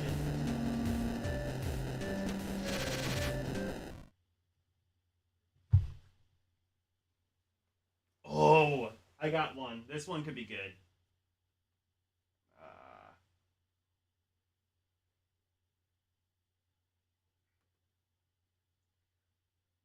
Write a review of Rhapsody, a musical adventure for PS1 in the style of Angry Video Game Nerd. Title Rhapsody, a musical disaster. What's up, you glorious nerds? A musical disaster. That'll make you wish you were deaf. Rhapsody, a musical adventure for the PS1. Get ready to bang your head against the wall harder than a Metallica concert in a kindergarten. Let's start with the story. You play as some wannabe princess named Cornette, who's on a quest to rescue her Prince Charming. Yeah, real original. But here's the kicker. This game is so saccharine, you'll get diabetes just by looking at it. I mean, seriously, it's like they dipped the entire game in a vat of syrup and sprinkled it with rainbow-colored diabetes. Rainbow-colored diabetes. Well, imagine if someone turned them into PlayStation 1 graphics. And you've got Rhapsody. The characters look like we're drawn by a blindfolded toddler with a crayon. And the backgrounds are about as exciting as watching paint dry. But wait, it gets worse. This game is a musical, and not in a cool rock band kind of way. Oh no. Every 5 minutes, the characters break out into song. It is not that frequent. And let me tell you, these songs are more painful than listening to your drunk uncle karaoke Wonderwall at a family reunion. And don't even get me started on the gameplay. It's like they took every JRPG cliche in the book and crammed it into one steaming pile of mediocrity. Random encounters? Check. Turn-based battles? Check. Grinding for hours just to progress the story? Double check. No. In conclusion, Rhapsody, a musical No, disaster, there was is like like a no bad 80s grinding hero necessary in movie. that Cheesy, game. cringeworthy, and best left forgotten.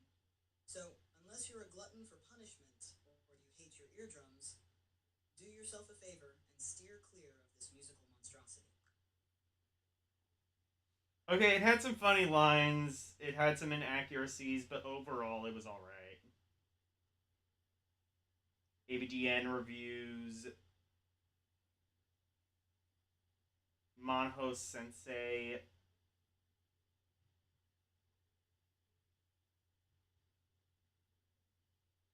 It probably would. No, okay, but like, if it doesn't know the game, it'll basically just like review a generic game. Like I had to review Samantha and the Pieces of Eight, which is a game that LCX literally created, and I don't think is actually available to download online in any capacity unless you literally get it from him specifically.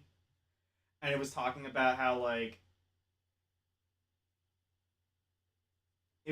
about how oh, the controls on Samantha are garbage. Like it's a visual novel. You literally can't control her.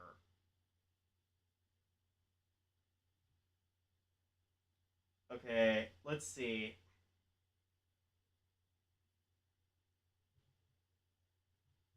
It would at least know the IP.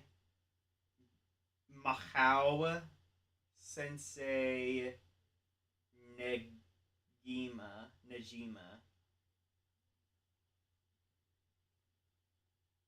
I'm not even gonna try voice text because I'm probably gonna butcher the translation anyway. Mahao Sensei Nahim.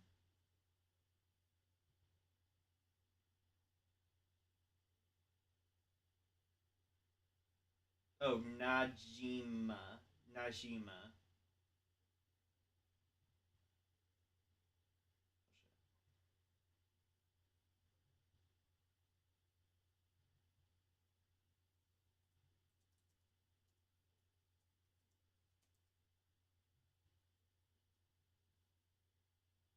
I gotta like keep referencing the chat because this is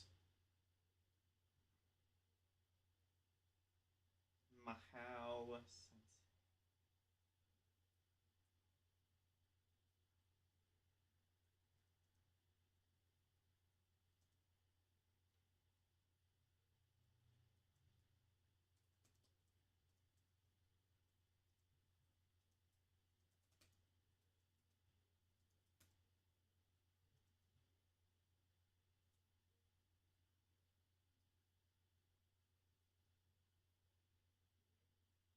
Okay.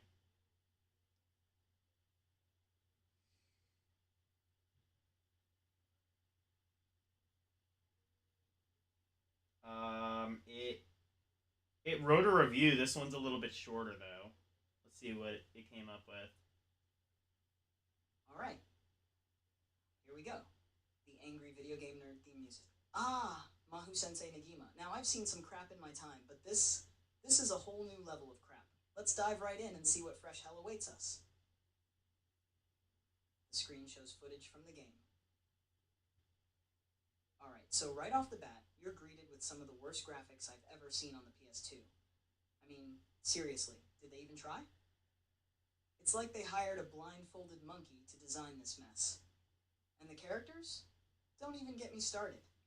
They look like they were ripped straight out of a PS1 game from 1995. I don't think it recognizes the game or the IP. Gameplay. Or should I say lack thereof? It's just a mess of button mashing and confusion. Half the time, I didn't even know what the heck was going on. And don't even get me started on the camera angles. It's like the developers were actively trying to make you nauseous. I've never heard of this game, you know so what I the have worst no part idea is? if The sound. any of that is Oh god, the sound. applicable. It's like nails on a chalkboard. I'd rather listen to a cat being strangled than endure another minute of this auditory torture. The screen shows various clips of terrible sound effects. In conclusion, Mahu Sensei Nagima for the PS2 is a steaming pile of, well, you know, Avoid it like the plague, unless you enjoy torturing yourself. This game gets a big fat fuck you from me. The angry video game nerd theme music fades out. That's spelled F-K, by the way.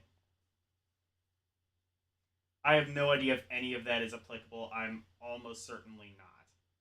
Graphics are okay. Game is just running around Horror Academy talking to the girls. Sound isn't bad. Okay, I think it just doesn't know what the game is. Because it didn't, like, say anything specific. Like, I don't think there's... I'm guessing there isn't button mashing in the game.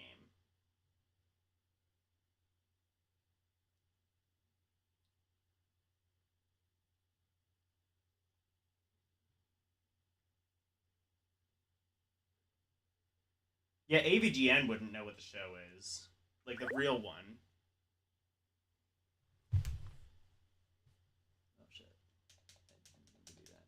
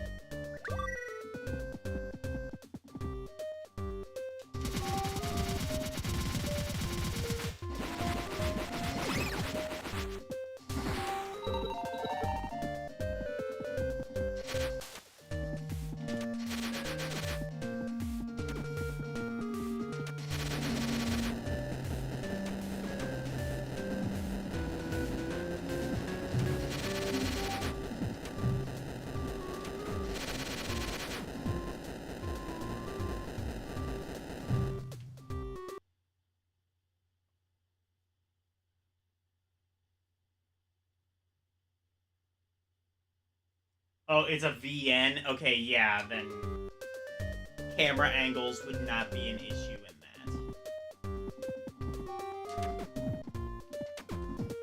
I guess button mashing, I mean, if you play a VN like Harumi, then yeah, it would just require constant button mashing.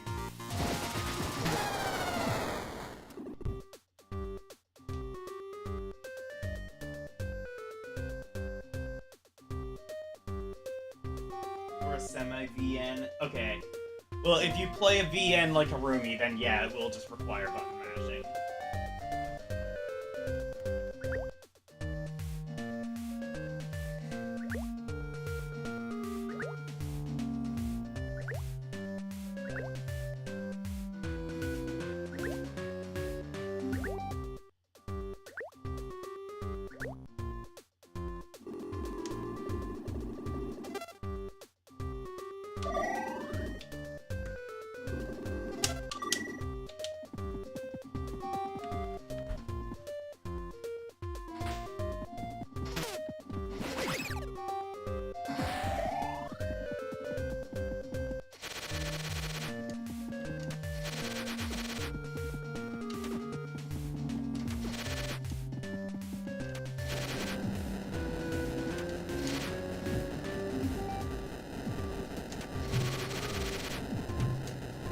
Karumi probably plays Pokemon.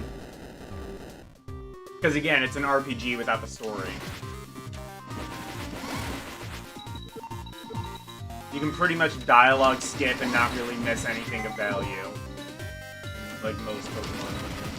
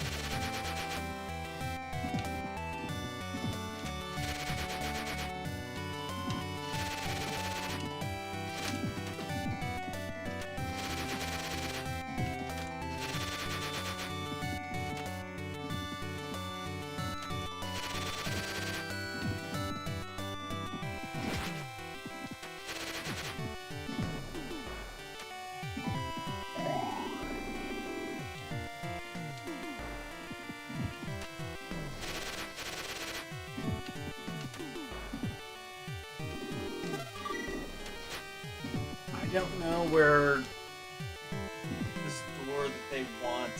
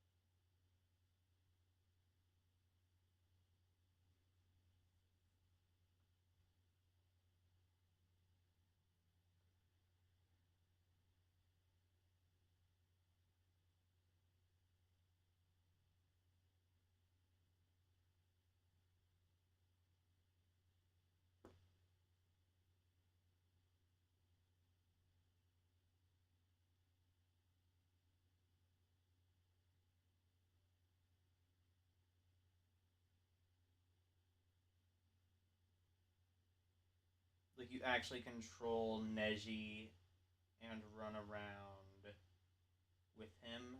Oh, okay. You can also harass the girls. Cool. Hell yeah. So I might not be able to play Ray Play, but I can do this and probably achieve a similar result.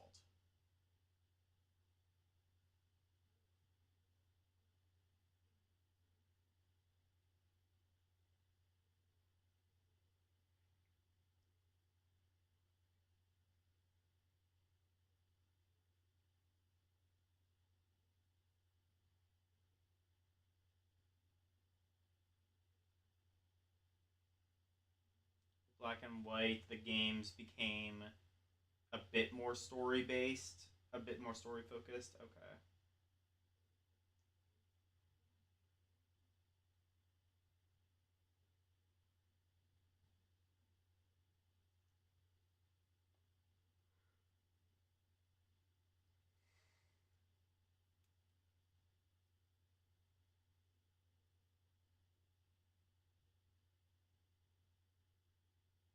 Maybe you should stream it. Okay, yeah, do that.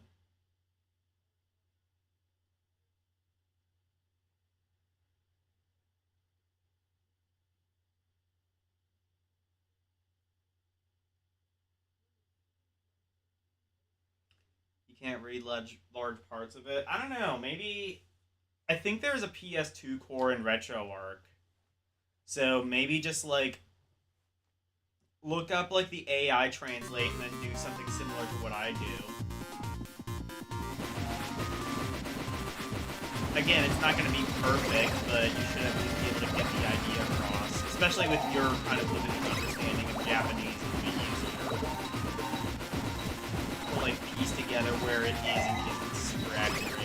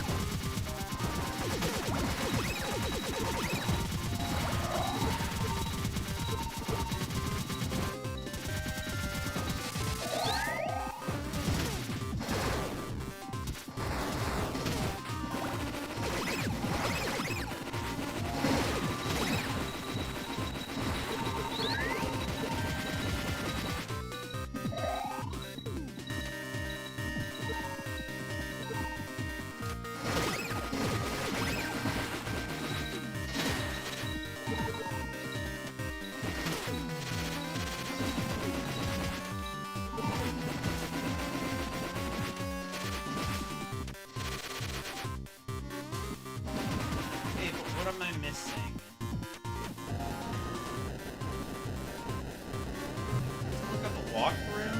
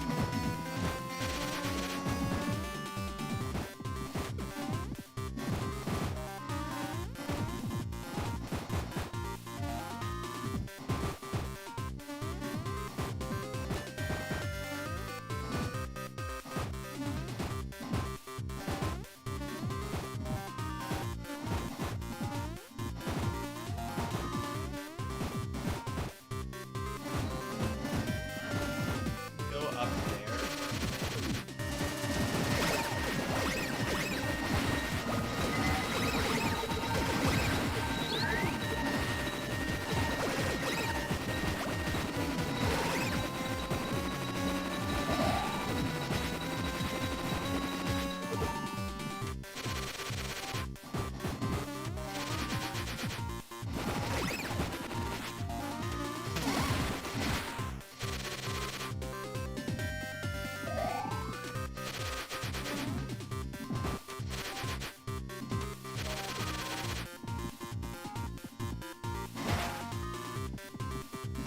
Oh, I can't go here.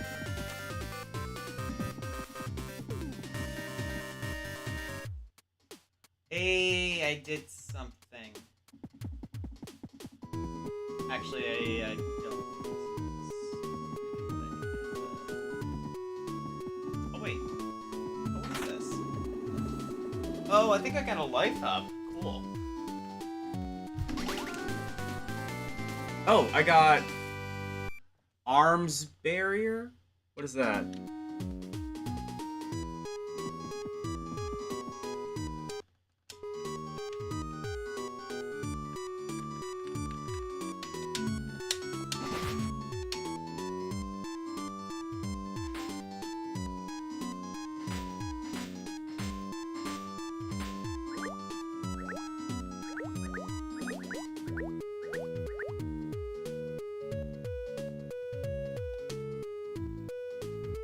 When you take damage, the amount of weapon energy will be halved. Alright.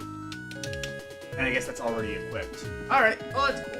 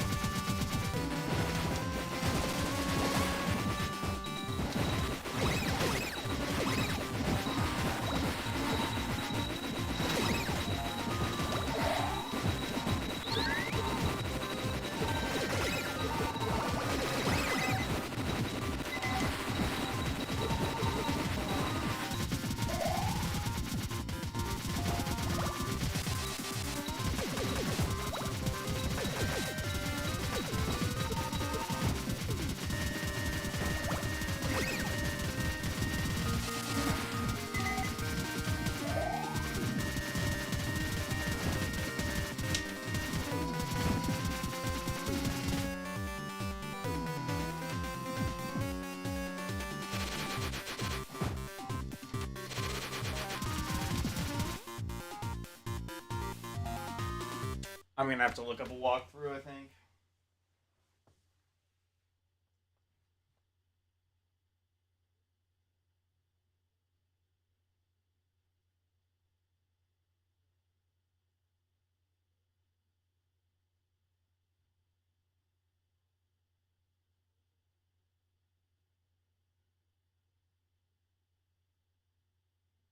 Ah, okay.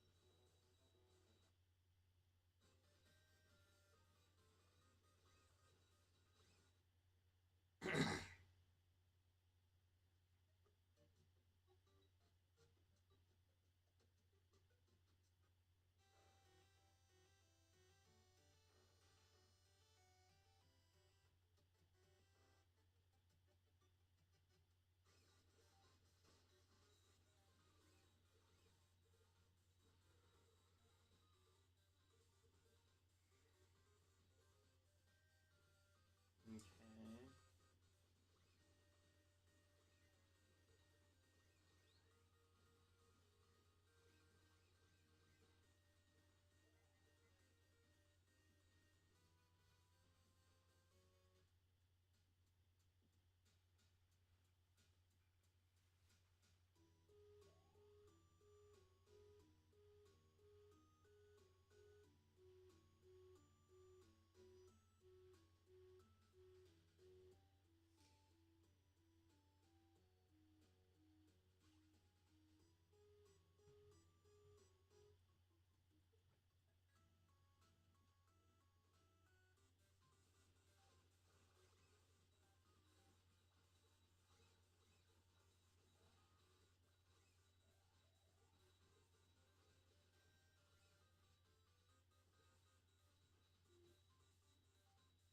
Okay. Fight back.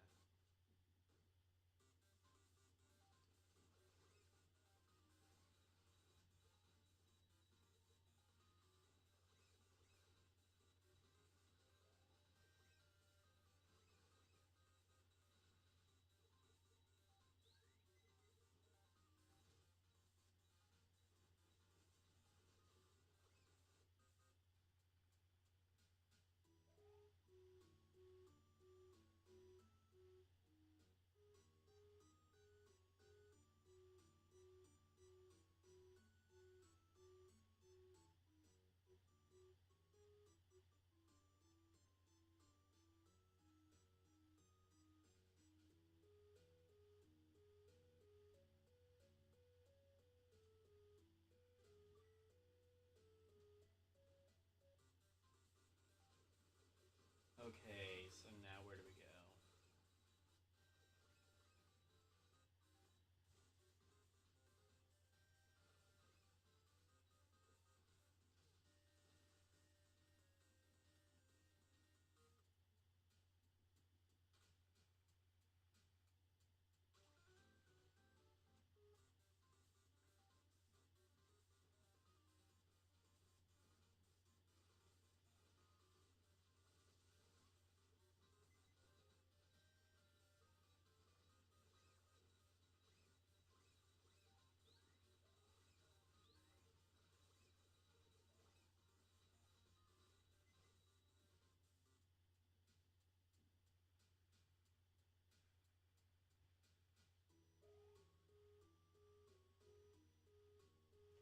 Oh, I had to get the arm. That's all it was? I just had to get the arms barrier? Okay.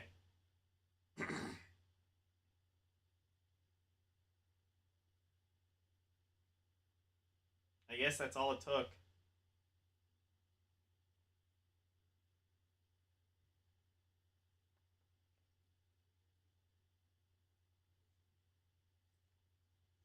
Honey Pop? I don't even know. There's no fucking way it's gonna know what the hell that is.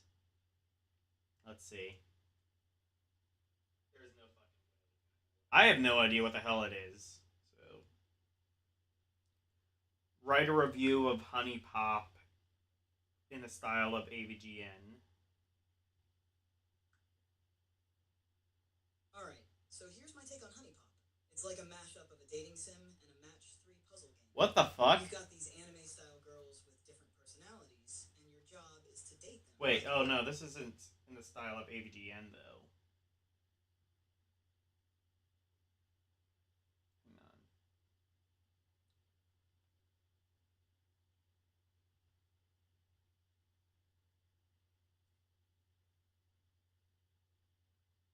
There we go. Write a review of Honey Pop in the style of AVGN. Alright, let's dive into Honey Pop. This game, man, let me tell you, it's like nothing you've ever seen before. It's like someone took a dating sim and smashed it together with a match 3 puzzle game. What's the result? Well, that's what we're going to find out. So you start off meeting this love fairy who's going to help you meet girls. Yeah, love fairy. And you got to go on dates with all these different girls, each with their own personalities. This actually sounds like not a bad idea for a game.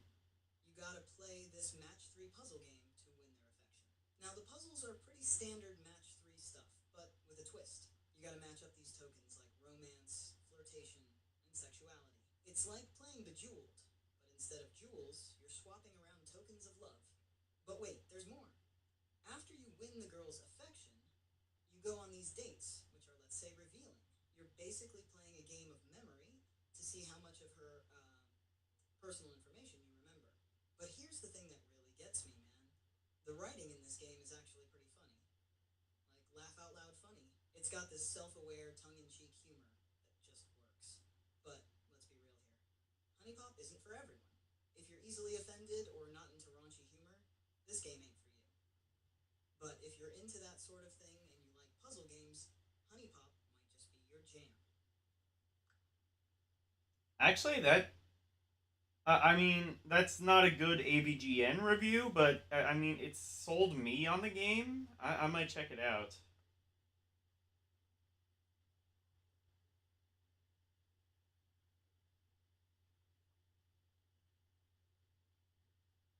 Yeah, it didn't sound like AVGN, but I mean, it did do the job of selling me on the game, so... Is that on Steam? I might check it out. Was that one of the... Was that what, Elle was playing earlier? That thing that I said looked like a BN?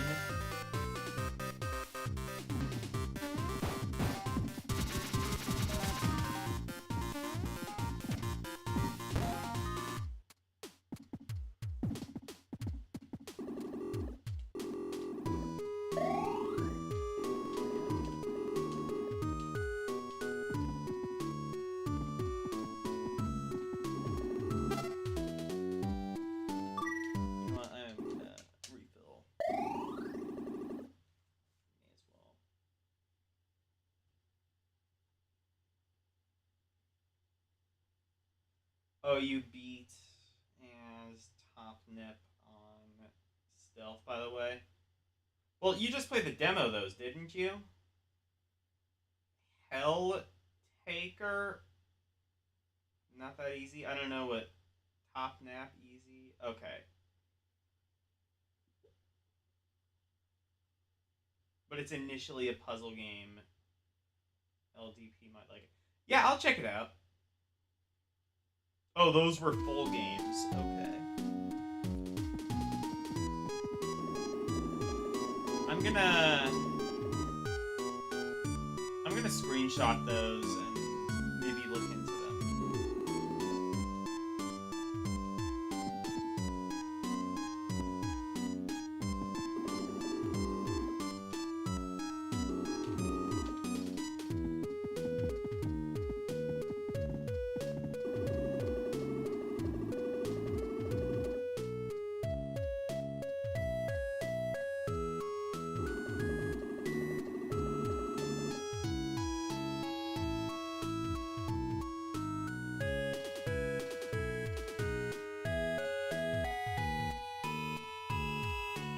Oh, okay, I see. She went on her own. So I just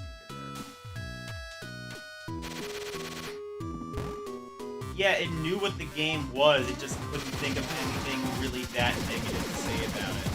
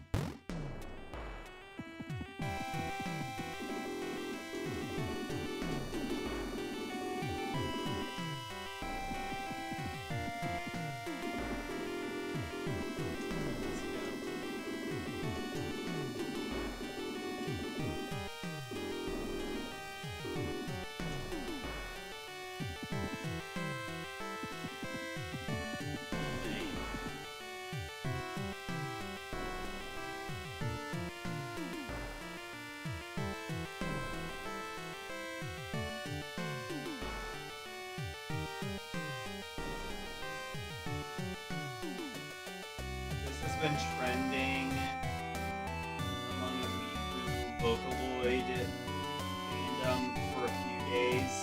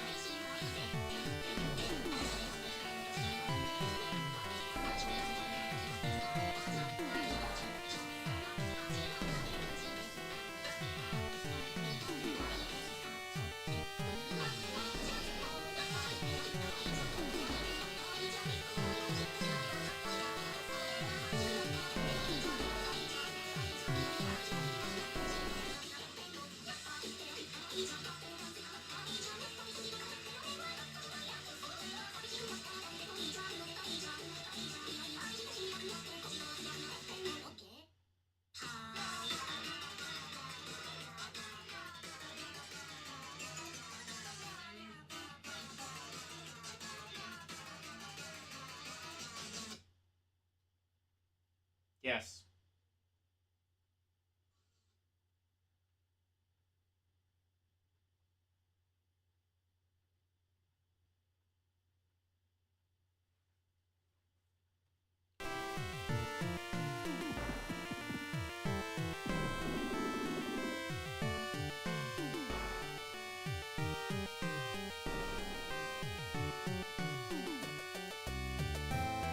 What's wrong?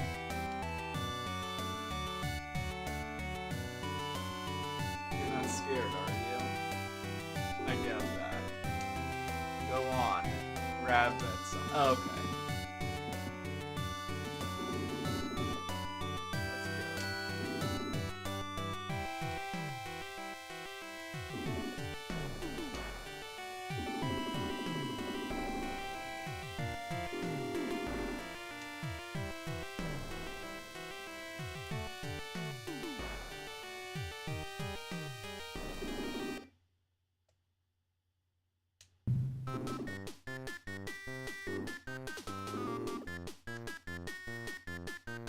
You're alive, I see.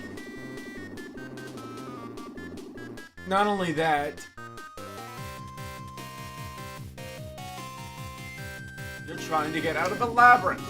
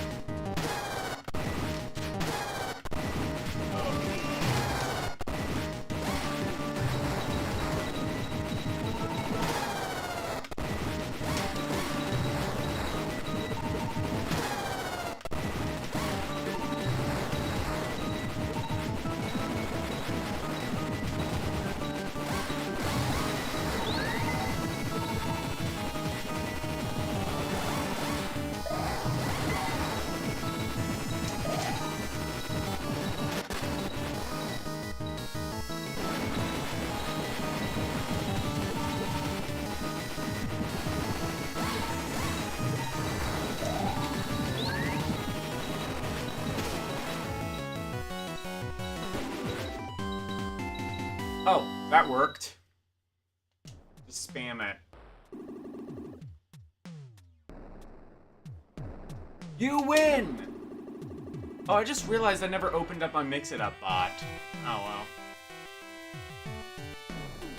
Your GGs will go on deaf ears.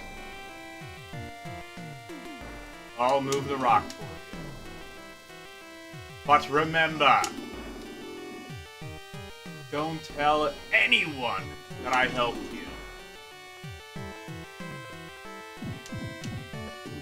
Man, this character is more quirky than a clown on acid. Push! Yay!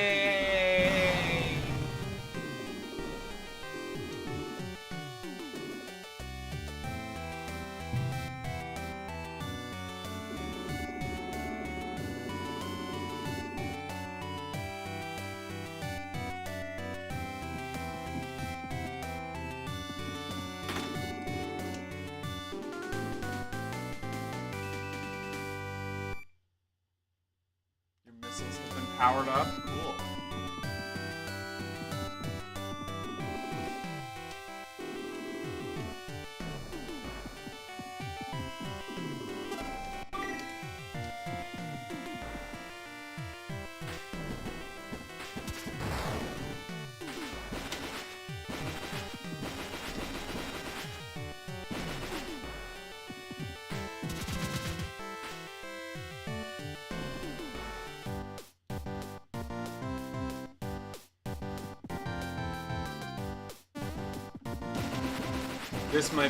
This might already be my favorite music of the game. Oh no.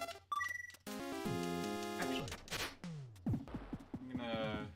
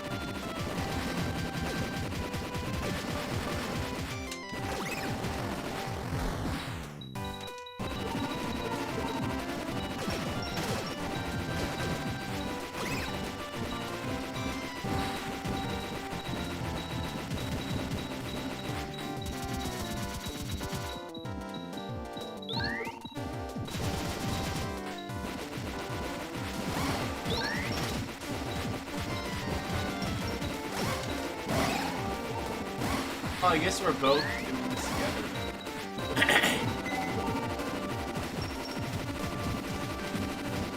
Can't wait for this to turn into a fucking exploration. So you know the game is gonna pull some shit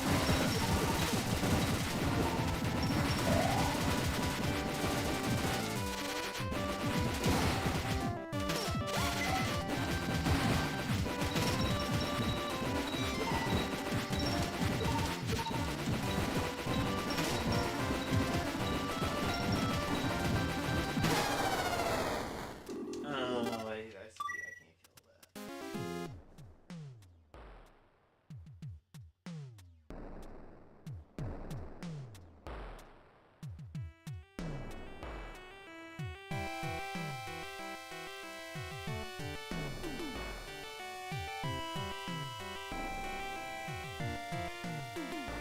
Early 90s baby entertainment. Have I? I think I have seen you before.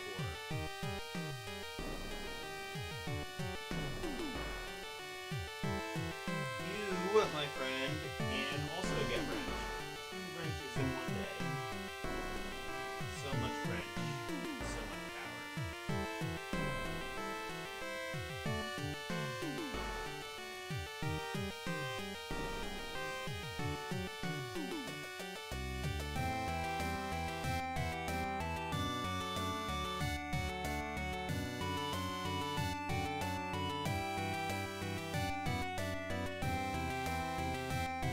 Horn, it is extra hard.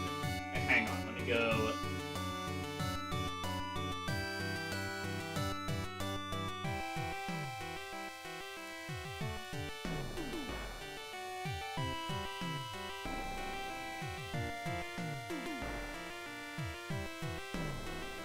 Either save Curly or go for the true ending.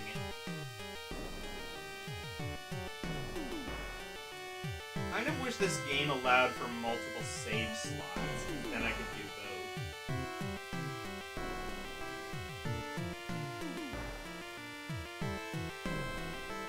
Actually, the game doesn't allow for multiple save slots, but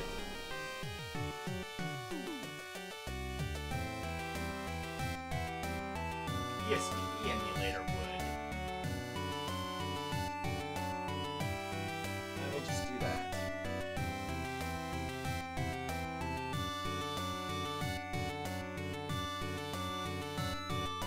Actually, no. What's 11:24. I think I'm gonna call it a stream for tonight.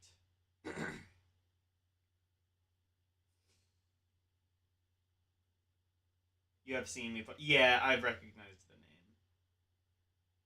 That's why I gave you a wrench.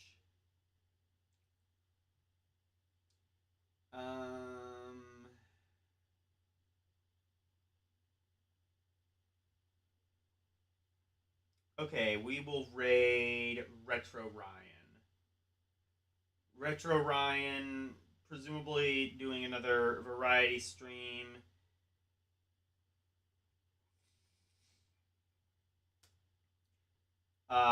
Go raid him. Tell him I sent you, guys. So on Thursday, I will be doing Persona 3 Reload.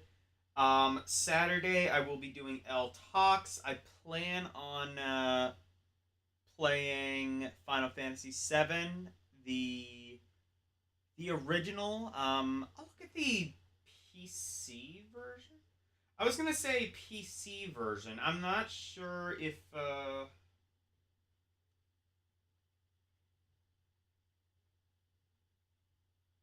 getting a spare SNES console next week. Cool. I was gonna do the PS1 game. Elle mentioned a PC game with mods. I'll have to look into like what specific PC game, if it's like an open source thing or if it's the one I get through Steam, but can I mod that? Also, what are the mods and are they gonna be really vital? I don't know.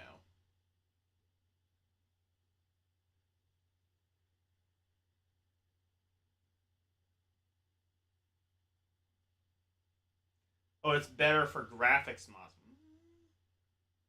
I might like that. I'll look into the PC version. I'll look into the PC version. Maybe talk to L a little bit about it.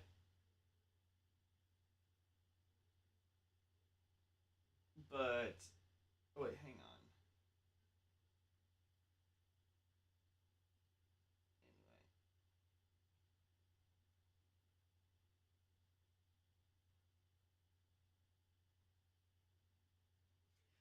Yeah, but anyway, that'll be on Saturday.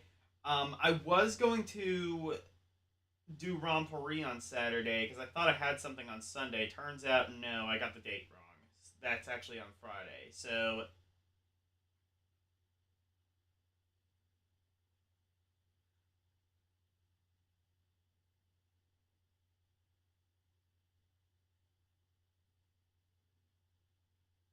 you don't even have any kind of equipment.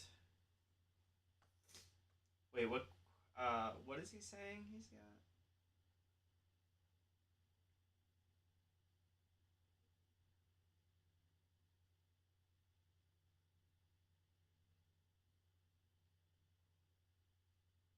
I have an HDMI capture card. I have a webcam, but I don't really use it. I have a mic, which is what you're listening to.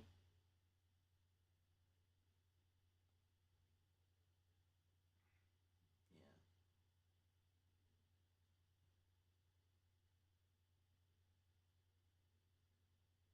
Anyway, uh, making content in your channel soon. Man, everybody's starting. I'll subscribe to you, Neo Phantom, for whenever you do start.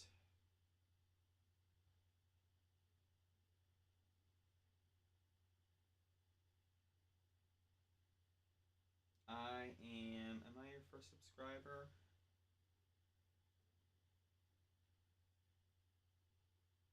No, you have 46 now. Okay. But Rompory is going to be a special one. Guys, if you have not voted in my poll, please do so. I currently have 6 votes. Everything has 1 vote except for DOS/Windows 9X. That has 2 votes, and that is currently winning with 33%. Make your voice heard.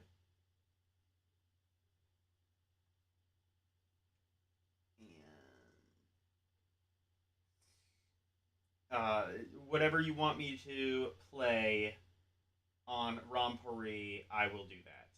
But on the poll. Anyway, thank you guys so very much for watching. Thank you. Early 90s, Baby Entertainment, Neo Phantom, LCX, Karumi,